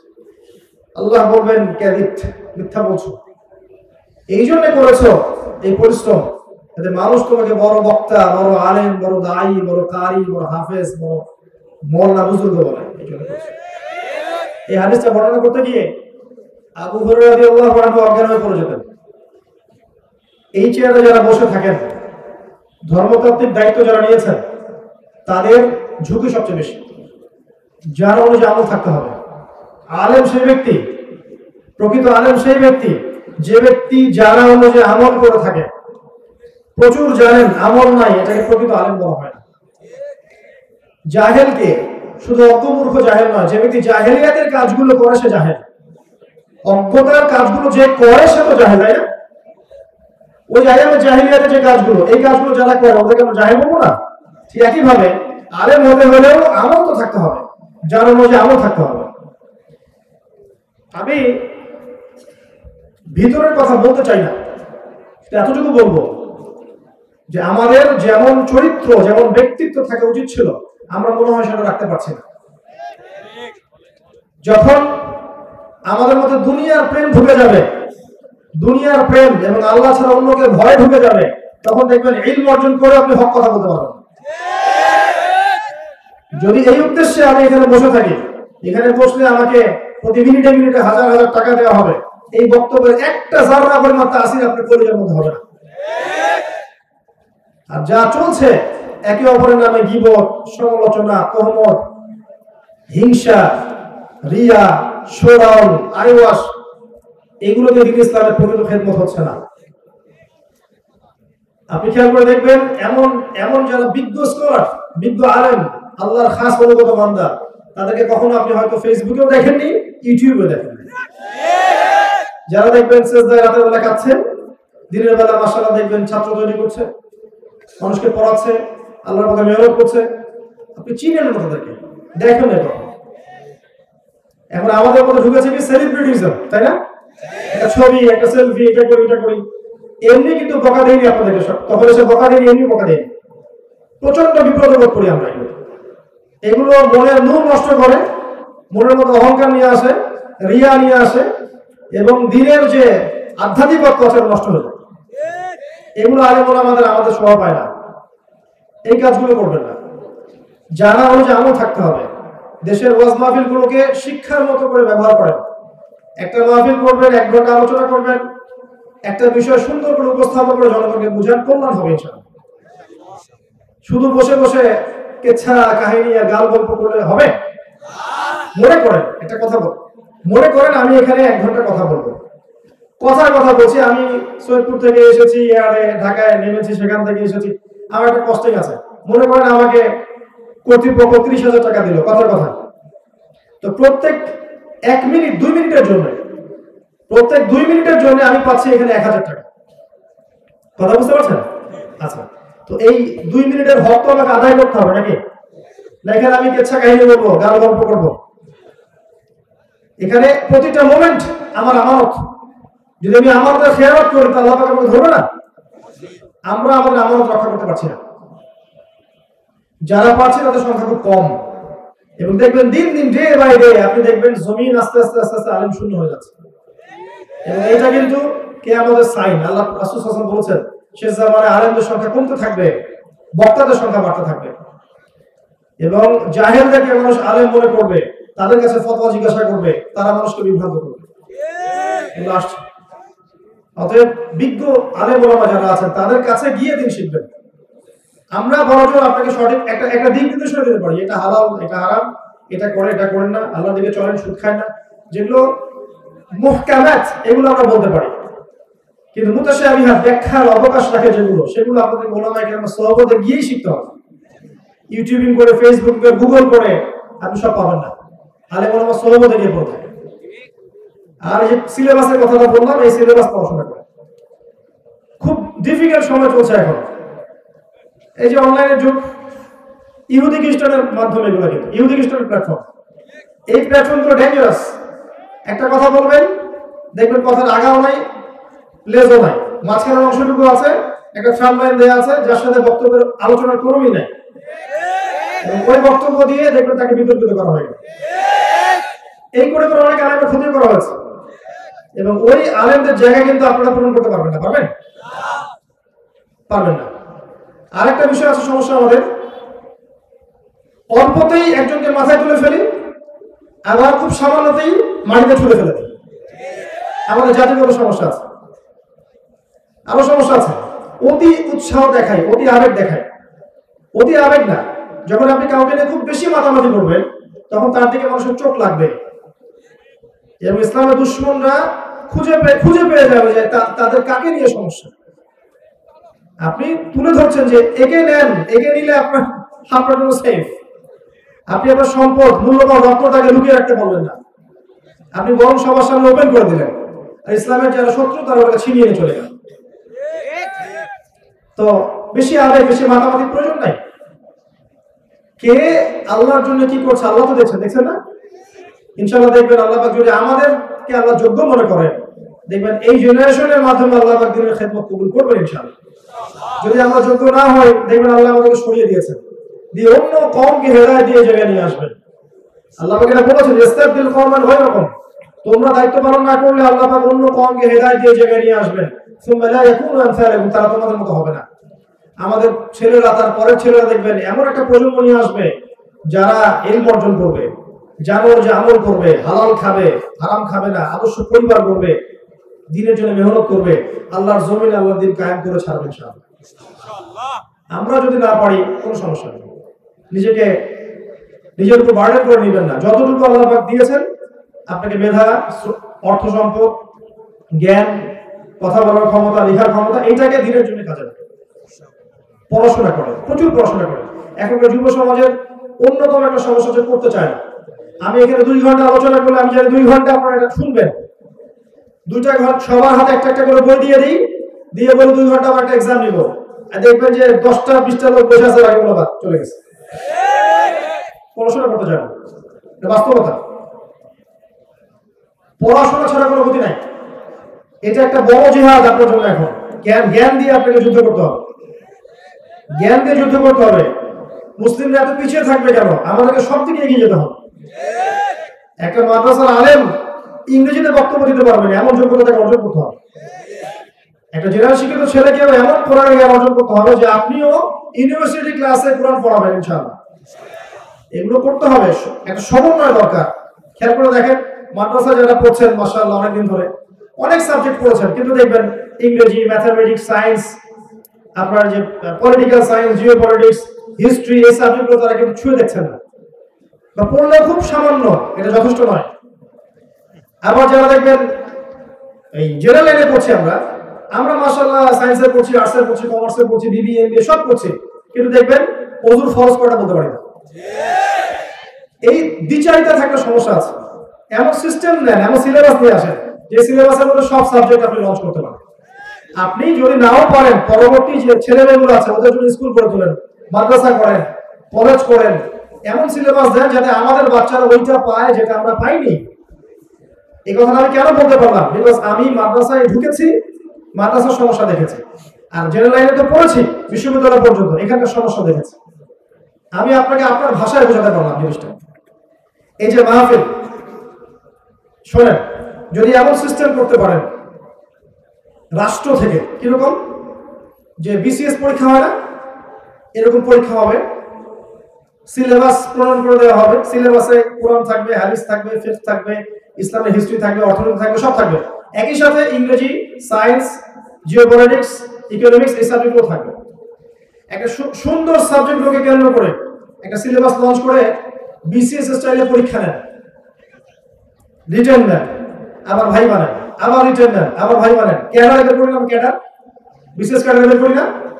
এইভাবে আপনি সারা দেশে 100টা আলেম ক্যাডার বের করেন এবং রুল করে দেন এই 100টা আলেম সারা দেশব্যাপী দাওয়াতি কাজ করবে। কোনো মাহফিলে গিয়ে 1 টাকাও নিতে পারবে না, বরং তাদেরকে রাষ্ট্র থেকে ভাতা দিয়ে দেওয়া, গাড়ি দিয়ে দিব, আমি বাড়ি দিয়ে দিব, একটা সরকারি কর্মকর্তাকে যা দিই তাই দিয়ে দিব, এবং তাদের দেখবেন বক্তব্যের ভাষা হবে সেম, এবং সিলেবাস যেহেতু সেম, তারা বিভ্রান্তি ছড়াবে না।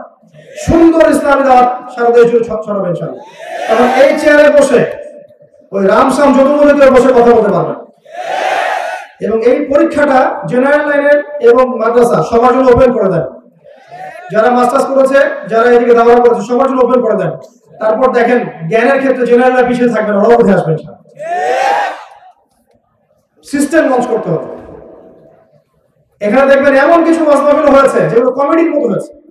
আমি যে এটিএন, তারপরে যমুনা, অন্য কিছু চ্যানেলে দেখলাম, এক রিপোর্ট করেছে যে কমেডি, এখানে বসে বসে যে কথাগুলো জনগণের সাথে বলেছে, হাসিয়েছে, রং তামাশা করেছে, ওগুলোকে কাট করে একটা রিপোর্ট করেছে। এগুলো দেখলে একটা সেকুলার মানুষ কি ইসলামের দিকে আগ্রহ পাবে? এগুলো দেখলে কি যারা একটু আধুনিক স্মার্ট মানুষ, তারা কি এগুলো দেখলে ইসলামের সম্পর্কে খারাপ ধারণা জন্মাবে না? এগুলো তো দায়ী কে হলো তাহলে? আমি দায়ী, আপনিও দায়ী। আপনিও তাদেরকে ডেকে এনে ওয়াজ শুনলেন কেন? আপনি কি জন্য এরকম জাহেলদেরকে নিয়ে এসে কথা শুনলেন? একটা ওয়াজের লেকচারে বসলো, বসে একটা গান শোনালো, একটা মানে ডিজের মতো রক সং করছে। আশ্চর্য বিষয়, মানে অবাক করা বিষয়। এটা কি দ্বীনি মজলিস না অন্য কিছু? এই জিনিসগুলো যদি চলতে থাকে তাহলে ডে বাই ডে দেখবেন ইসলাম সম্পর্কে কিছু মানুষের খারাপ ধারণা জন্মাবে। কিন্তু নবী সাল্লাল্লাহু আলাইহি ওয়াসাল্লামের কোন সাহাবী কি এমন করে দিন প্রচার করেছেন? মুসআব বিন উমাইর রাদিয়াল্লাহু আনহু এভাবে দিন প্রচার করেছেন?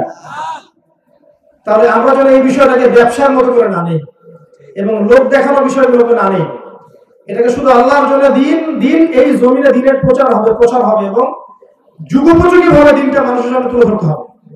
এই উদ্দেশ্যে কাজ করতে হবে। আল্লাহ পাক তৌফিক এনায়েত করুন, আমিন। আমার কথায় কিছু মনে করবেন, আমি কাউকে আঘাত করার জন্য কথা বলিনি। কিছু বিষয় আমি ফিল করে ভিতর থেকে জাস্ট শেয়ার করলাম। যদি এমন হতো কতই না ভালো হতো, এমন মনে হয়। কিন্তু আমার হাতে কোনো ক্ষমতা নেই, আছে কোনো ক্ষমতা নেই। তো যদি আল্লাহ পাক ঊর্ধ্বতন কর্তৃপক্ষদেরকে হেদায়েত দেন বা বুঝ দেন, হয়তো বা তারা এগুলো করতে পারে। আমরা দোয়া করি আল্লাহ পাক উপর থেকে নিচ পর্যন্ত সবাইকে হেদায়েত দান করেন। আমি কারো কাছে কোনো বিভক্তি দেখি না। আমার কাছে মনে হয় সবাই মুসলিম, সবাই আমরা ভাই। সবার মাঝখানে ভালো কিছু আছে, আপনি পাবেন, কিছু খারাপ পাবেন, খারাপগুলো ছেড়ে দেন, ভালোগুলো নিয়ে থাকেন। আমরা সমালোচনায় বেশি কঠোর, যে খারাপটা বেশি চর্চা করতে পছন্দ করি। কেন? মানুষের মধ্যে ভালো কিছু নাই, আমরা ভালো কিছু বলতে চাই না। এই কারণেই আল্লাহ পাক আমাদের উপর আযাব দিয়ে দেন। এগুলো অনেক সময় দেখা যায় আমাদের উপর আযাব হয়ে আসে, আমরা বুঝতে পারি না। আল্লাহ বোঝার তৌফিক এনায়েত করুন, আমিন। আমি আলোচনা ঘুরিয়ে গেছি। তো আমি এতক্ষণ যে কথাগুলো বললাম, কোরআন থেকে আপনাকে একটা জিনিস বোঝাতে চাইলাম যে প্রত্যেক যুগে যুগে আল্লাহর সুন্নত একই। এই যুগে আমরা কার উম্মত? মুহাম্মদ সাল্লাল্লাহু আলাইহি ওয়াসাল্লাম। এই উম্মত যখন পৃথিবীতে এসেছে, ওই আয়ামে জাহিলিয়াতেও শিরক ছিল, সুদ ছিল, জিনা ছিল, ব্যভিচার ছিল, গোত্রীয় হানাহানি ছিল, নারীর অবমাননা ছিল, অনেক জাহিলিয়াত ছিল। মাত্র 23 বছরের ব্যবধানে, শেষ করছি শুনেন, মাত্র 23 বছরের ব্যবধানে তিনি ওই জাহিলি আরবকে পরিবর্তন করে সোনালী আরবে পরিণত করেছেন। করেন নাই? জাদু করেছিলেন নাকি? না। কি করেছেন তাহলে? 23 বছর পরে আরবের দিকে তাকান, ওখানে কোনো শিরক নাই, না কোনো বেদাত আছে, না হারাম আছে, না সুদ আছে, না জিনা আছে, না গোত্রীয় হানাহানি, কিচ্ছু নাই। সোনার একটা আরব। কিরকম করে হলো? তারা কোরআন এবং হাদিসের হকটা আদায় করেছেন। করেন নাই? আমরাও যদি এখন এই যুগে কোরআন এবং সুন্নাহর হকগুলো আদায় করি, ইনশাআল্লাহ তাআলা দেখবেন আপনি আগামী 20, 30, 40, 50 বছর পর হলেও এমন প্রজন্ম গড়ে উঠবে ইনশাআল্লাহ, দেখবেন যারা আল্লাহর জমিনে আল্লাহর দ্বীন কায়েম করে ছাড়বে ইনশাআল্লাহ। কোরআন পড়তে শিখুন, আরবি ভাষা শেখেন, কোরআনের অনুবাদ শেখেন, নিয়মিত একবার কোরআন তেলাওয়াত করেন, কোরআনটা বোঝেন, তাফসীর পড়েন, হাদিসের বইগুলো পড়েন, রাসূলের সিরাতগুলো পড়েন, প্রচুর পড়াশোনা করেন, জানা অনুযায়ী আমল করেন, হালাল খান, আদর্শ পরিবার গড়েন, মানুষের সৎ কাজের আদেশ করেন, অসৎ কাজ থেকে নিষেধ করেন, উম্মাহকে ঐক্যবদ্ধ করার চেষ্টা করেন, সকলের শুভাকাঙ্ক্ষী হন, কল্যাণকামী হন, শৈথিল্যতাবাদী হবেন না, চরমপন্থী হবেন না, উগ্র হবেন না, মধ্যমপন্থী থাকেন। ইনশাআল্লাহ দেখবেন আমাদের ক্ষুদ্র ক্ষুদ্র প্রচেষ্টাগুলোর মধ্য দিয়ে ইসলাম এগিয়ে যাবে এবং এদেশ বাংলাদেশ মুসলিমদের একটা সুপার পাওয়ার হতে পারে ইনশাআল্লাহ আযজা ওয়া জাল। আল্লাহ পাক আমাদের সবাইকে এই বিষয়গুলো বোঝার তৌফিক এনায়েত করুন, আমিন। أقول قولي هذا أستغفر الله لي ولكم ولسائر المسلمين.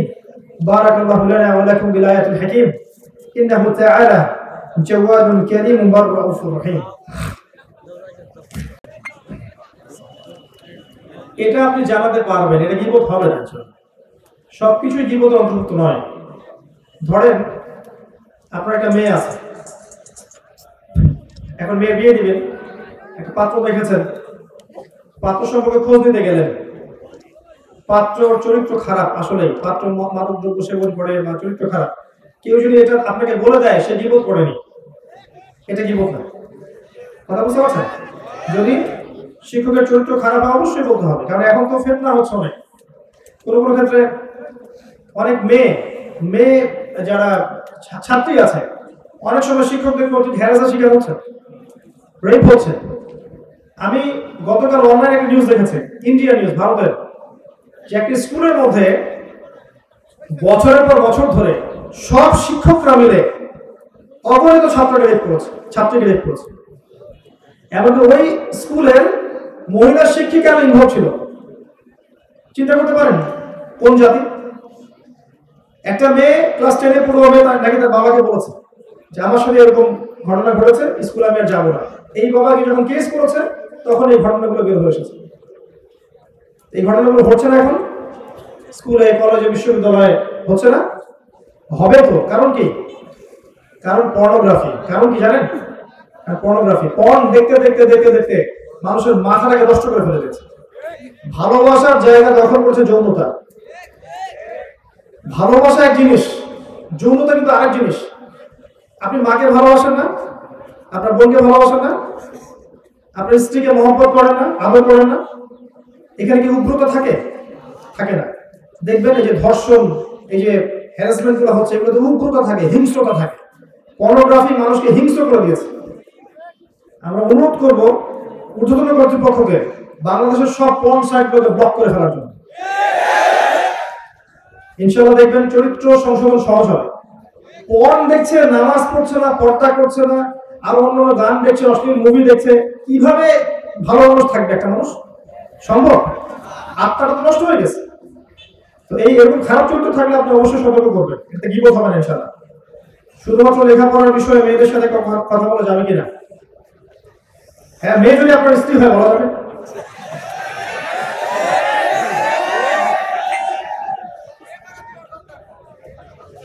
এই করতে করতে তো ইমান চলে গেল। প্রথমে কথা বলবেন, নোট চেঞ্জ করবেন। আমরা কি ভার্সিটিতে পড়ি না মনে করছেন? নোট চেঞ্জ করবেন, তারপর কি হয়? নোটটা বাসার সামনে আসে নিয়ে যাস, এই যে বাসার সামনে যাওয়া শুরু হলো। তারপর দাঁড়ায় থাকবেন দেখার জন্য। তারপরে কোনো একদিন কফি খাইতে গেলেন, আবার যে গ্রুপ স্টাডি করেন মাঠের মধ্যে বসে ছেলে মেয়ে একসাথে, মাশাআল্লাহ। আবার দেখা যায় ছেলে টিচার মেয়েদের ব্যাচ পড়াচ্ছে, আবার দেখা যায় মেয়ে টিচার ছেলেদের ব্যাচ পড়াচ্ছে। আবার আমরা যে ঢাকা ইউনিভার্সিটি গুলো যেগুলো আছে, এখানে দেখবেন ফর্মাল ড্রেসে মহিলা টিচার ক্লাস নিচ্ছে, আর ছাত্ররা ব্ল্যাকবোর্ডের দিকে না থাকে, ওই টিচারের দিকে থাকে। এই করতে করতেই হলো। তারপরে অ্যাফেয়ার হয়ে গেল। এক পর্যায়ে মনে করছে পবিত্র প্রেম সম্পর্ক না, বিয়ে করবো এক সময়।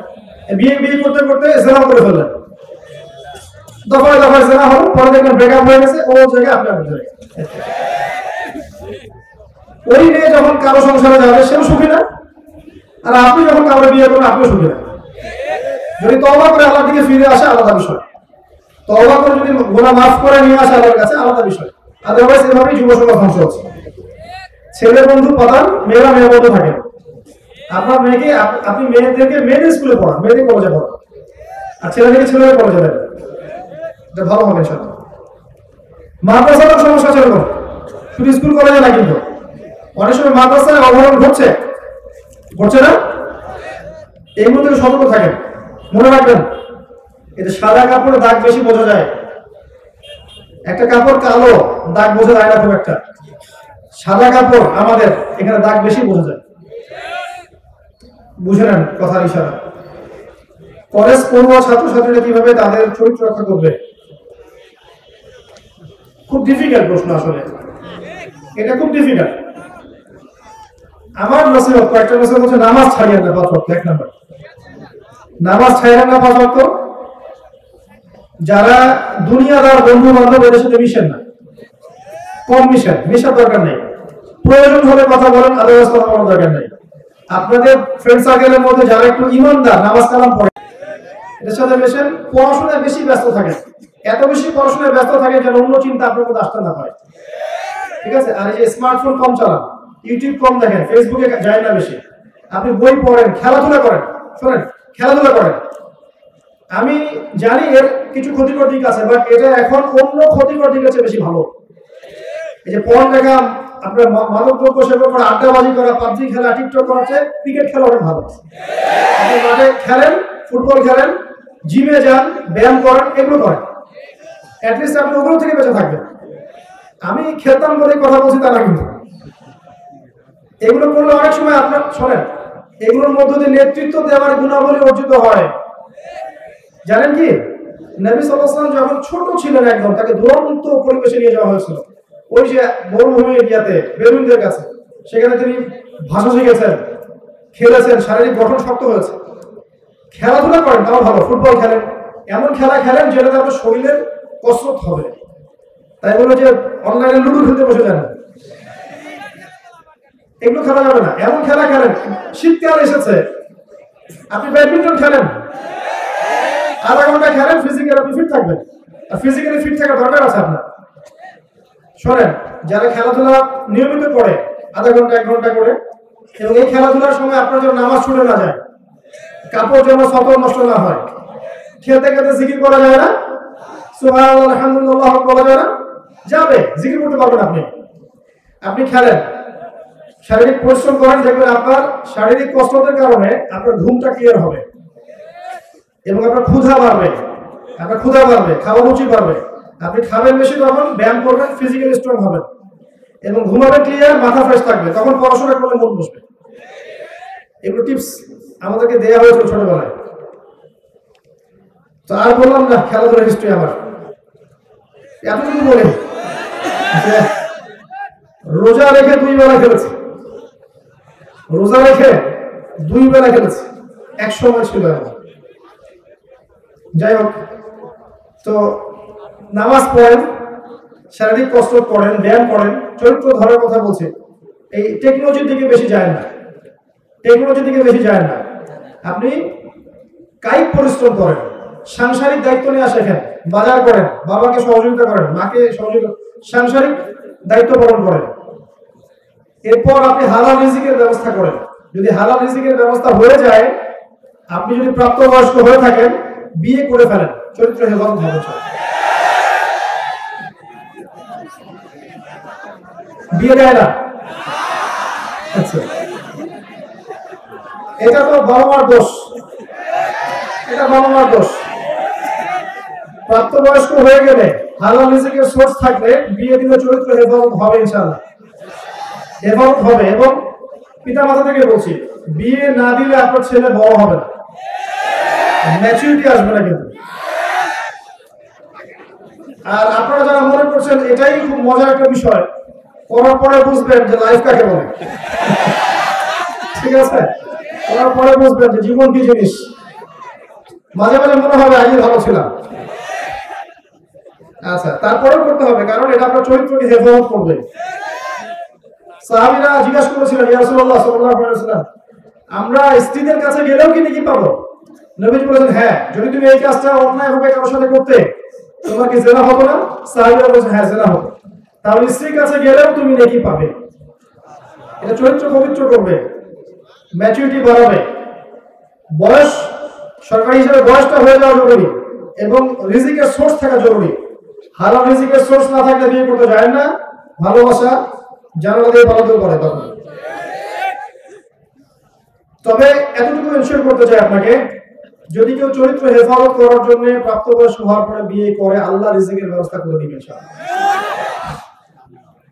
আর যেটা বলছি, নেককার মানুষদের সোহবতে থাকেন, বদকারদের সাথে থাকবেন না, এরা আপনাকে দুনিয়ামুখী করে ফেলবে।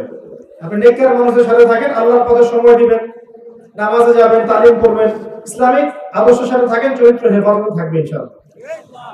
এবং নিজের জীবনের টার্গেট ফিক্স করেন, আপনি রাষ্ট্রকে কি দিতে যাচ্ছেন, জাতিকে কি দিতে চান, উম্মাহকে কি দিতে চান, একটা প্রজেক্ট লঞ্চ করেন, কাজে ব্যস্ত থাকেন, ইনশাআল্লাহ শয়তানি বিষয়গুলো মাথায় স্থান পাবে না। আল্লাহ তাআলা রাতকে বিশ্রামের জন্য দিয়েছেন, রাতে যদি আমরা ফ্রিল্যান্সিং করি গুনাহ হবে কিনা?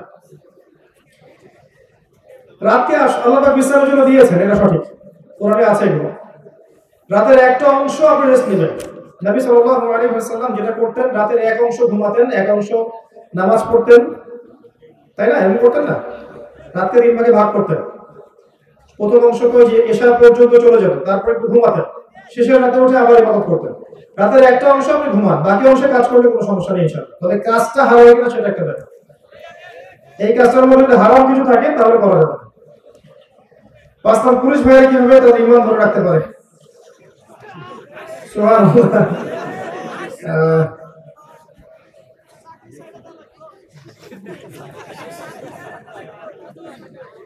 আপনি জানেন বিষয়টা কত কঠিন, আমাকে লিখেছে। বিষয়টা কঠিন কিন্তু অসম্ভব নয়।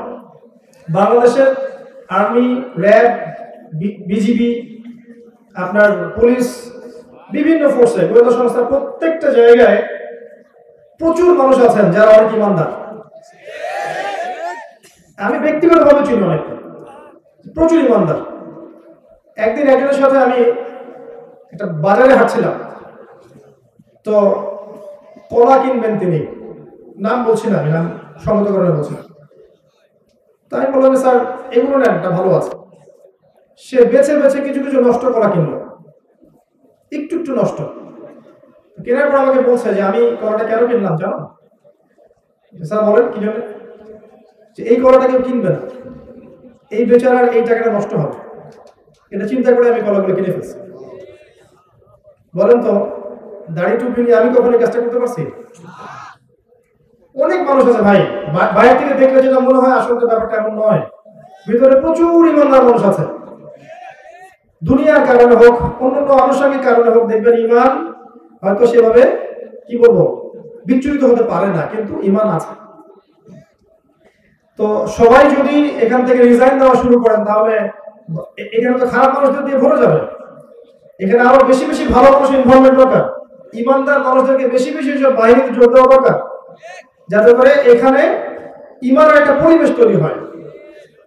আর যদি আপনি একান্তই দেখেন কোনোভাবেই আমার টেকা সম্ভব হচ্ছে না, তাহলে আপনি বিকল্প একটা রুজুর ব্যবস্থা করে ছেড়ে দেন, সিম্পল। আমি মনে করি যে আমাদের যুব সমাজকে আরো বেশি বেশি পড়াশোনা করা উচিত এবং রাষ্ট্রীয় বড় বড় পদগুলো ইমানদার লোকদের দিয়ে ভরে যাওয়া উচিত। তখন দেখবেন ইনশাআল্লাহ দেশে একটা ইমানের পরিবেশ তৈরি হবে। সবাই এখান থেকে রিজাইন দেওয়া শুরু করলে রাষ্ট্র দেখবেন আরো বৎকার মানুষদের দিয়ে ভরে গেছে, তখন তো আরো খারাপ হবে জিনিসটা। আল্লাহ বোঝার তৌফিক দান করলেন। অবশ্যই কঠিন, আমি জানি কঠিন, আল্লাহ পাক যেন সহজ করে দেন, আপনাদের জন্য দোয়া করছি। আল্লাহ তাআলা কোন কাজ থেকে সবচেয়ে বেশি অপছন্দ করেন? শিরক। আল্লাহ পাক শিরককে সবচেয়ে বেশি অপছন্দ করেন। আর শিরকের গুনাহ আল্লাহ পাক তওবা না করলে ক্ষমা করবেন না। চিন্তায় শিরক হয়, কাজে শিরক হয়, কথায় শিরক হয়। শিরক সম্পর্কে একটা বইয়ের নাম বলছি, এটা পড়বেন তাহলে সব জানতে পারবেন। কিতাবুত তাওহীদ, কিতাবুত তাওহীদ আল্লামা মুহাম্মদ বিন আব্দুল ওয়াহাব রাহিমাহুল্লাহ লেখা। এখানে সমস্ত শিরকের ক্যাটাগরিজ দেওয়া আছে। স্বামীর অথবা মুরব্বীর নাম ধরে ডাকা যাবে কিনা? স্বামীর নাম ধরে ডাকা যাবে, সমস্যা নেই। মুরব্বীদের নাম ধরে ডাকা উচিত না। মুরব্বীদের নামের সাথে কিছু বললেও পাশে একটা বিশেষণ থাকতে হবে। চাচা, অমুক চাচা, এরকম বলতে পারে। নাম ধরে ডাকা যাবে না স্বামীর, এটা ঠিক নয়। স্বামীর নাম ধরে ডাকা যাবে।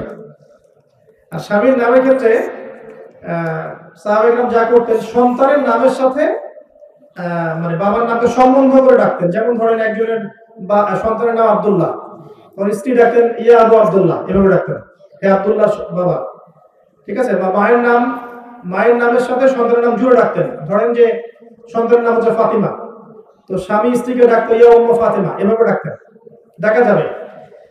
আর অবশ্যই স্বামী স্ত্রীর সম্পর্কটা ঐশ্বরিক, এটা হৃদ্যতা, ভালোবাসার সম্পর্ক, এটা সবরের সম্পর্ক, প্রেমের সম্পর্ক। তো এখানে অসম্মানজনক কিছু হয় এমনটা কারো পক্ষেই করা উচিত হবে না। আল্লাহ পাক বোঝার তৌফিক দান। আমার বাসায় 40 বছর একটা কবর আছে, বাড়িতে জায়গার সংকট, ঘর তুলে বসবাস করা যাবে কিনা? যাবে ইনশাআল্লাহ, কোনো সমস্যা নেই। মায়ের পায়ের নিচে সন্তান বেহেশত, মার যদি চরিত্র খারাপ হয় তাহলে কি হবে? আসলে তারপরেও দুনিয়াতে আপনি যতদিন বেঁচে আছেন মায়ের সাথে ভালো আচরণ করতে হবে। আপনার মায়ের চরিত্র খারাপই হোক আর মা কাফেরই হোক না কেন, আপনাকে তার হকটা আদায় করতে হবে। আল্লাহ পাক এটা সূরা লুকমানের মধ্যে বলেছেন। কোন সূরা? সূরা লুকমানে বলেছেন। লুকমান হাকিমের উপদেশগুলোর মধ্যে একটাতে আছে, ওয়া ইন জাহাদাকা আন তুশরিকা বিমা লাইসা লাকা বিহি ইলম ফালা তুতি'হুমা। তোমার পিতামাতা যদি তোমাকে আল্লাহর সাথে শিরক করতেও বলে, এই যে শিরক সবচেয়ে বড় পাপ বললাম একটু আগে, পিতামাতা যদি শিরক করতে ফোর্স করে তুমি তাদের আনুগত্য করবে না। পিতামাতাও যদি তোমাকে আল্লাহর সাথে শিরক করতে ফোর্স করে তাদের আনুগত্য করবে না। কিন্তু ওয়াসাহিবহুমা ফিদ দুনিয়া মা'রুফা, এই দুনিয়ায় তাদের সাথে উত্তম আচরণ করবে। এই হলো মায়ের হক। রাসূল সাল্লাল্লাহু আলাইহি ওয়াসাল্লামের একজন স্ত্রী যিনি ছিলেন আবু সুফিয়ানের মেয়ে, জানেন? আবু সুফিয়ান মক্কার বড় কাফের ছিল ওই সময়। তো সে দেখা করতে এসেছে মদিনায় মেয়ের সাথে। আবু সুফিয়ানের কন্যা নবীর স্ত্রী, তিনি বলছেন আমি বাবাকে ঘরে ঢুকতে দেব না, সে আপনার প্রকাশ্য শত্রু, ঠিক আছে না কথা? নবীজি বললেন না, তাকে আসতে দাও, তাকে বসতে দাও এবং তার হক তুমি আদায় করো। পিতার জায়গা পিতায়, মায়ের জায়গা মায়ের জায়গায়, মায়ের জায়গা মায়ের জায়গাতেই তাকে সম্মান দিতে হবে, তার হক আদায় করতে হবে। এরপরে তার খারাপ অংশটুকু আপনি থেকে শুধরানোর চেষ্টা করেন, নসিহত করেন, বোঝানোর চেষ্টা করেন, দোয়া করেন, বেশি বেশি দোয়া করেন, রব্বির হামহুমা কামা রাব্বায়ানি সগীরা। ইনশাআল্লাহ আল্লাহ চাহে তো আপনার মায়ের মন পরিবর্তন হয়ে যাবে ইনশাআল্লাহ। আল্লাহর হাতে মানুষের কলব, আল্লাহ যাকে ইচ্ছা এই কলব পরিবর্তন করেন।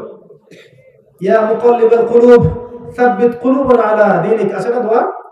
হে অন্তরের পরিবর্তনকারী, আপনি আমার হৃদয়টাকে আপনার দ্বীনের উপর প্রতিষ্ঠিত করুন। কলবগুলো আল্লাহর হাতে, দুই আঙ্গুলের মধ্যে, যেভাবে ইচ্ছা তিনি ঘোরান।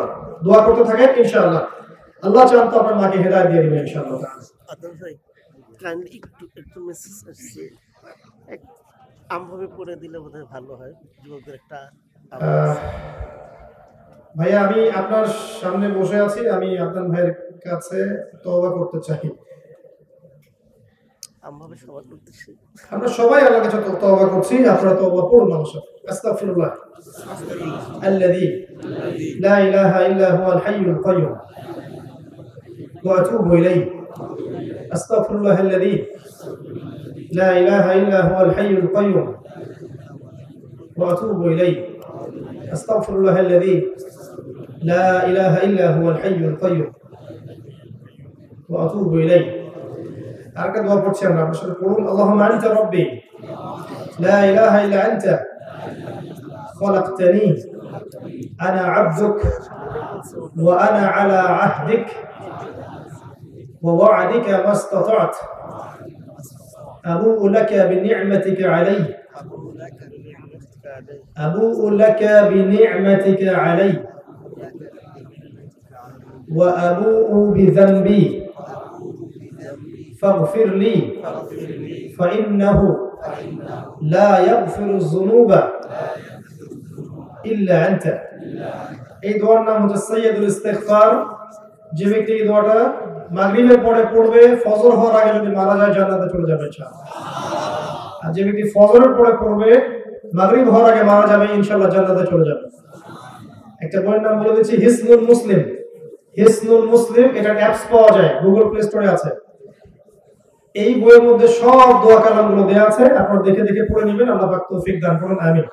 আমরা দোয়া করছি আল্লাহর কাছে এই মুহূর্তে, আল্লাহ পাক যেন আমাদের প্রত্যেকের জানে মানে হায়াতে রিজিকে বরকত দান করেন, আমিন। আমাদের মধ্যে যারা অসুস্থ আছে আল্লাহ পাক সবাইকে মাফ করে দিন, আমিন। আমাদেরকে আল্লাহ পাক তাওহীদের উপর থাকার তৌফিক দান করুন, সুন্নতের উপর থাকার তৌফিক দান করুন, হালাল রিজিকের ব্যবস্থা করে দিন, আদর্শ পরিবার গড়ে দিন। আমাদের পরবর্তী প্রজন্মকে আল্লাহ পাক ইসলামের জন্য কবুল করুন, যুব সমাজকে আল্লাহ পাক ইসলামের জন্য কবুল করুন। আল্লাহ পাক আমাদের মা বোনদেরকে হেদায়েত করুন, খাস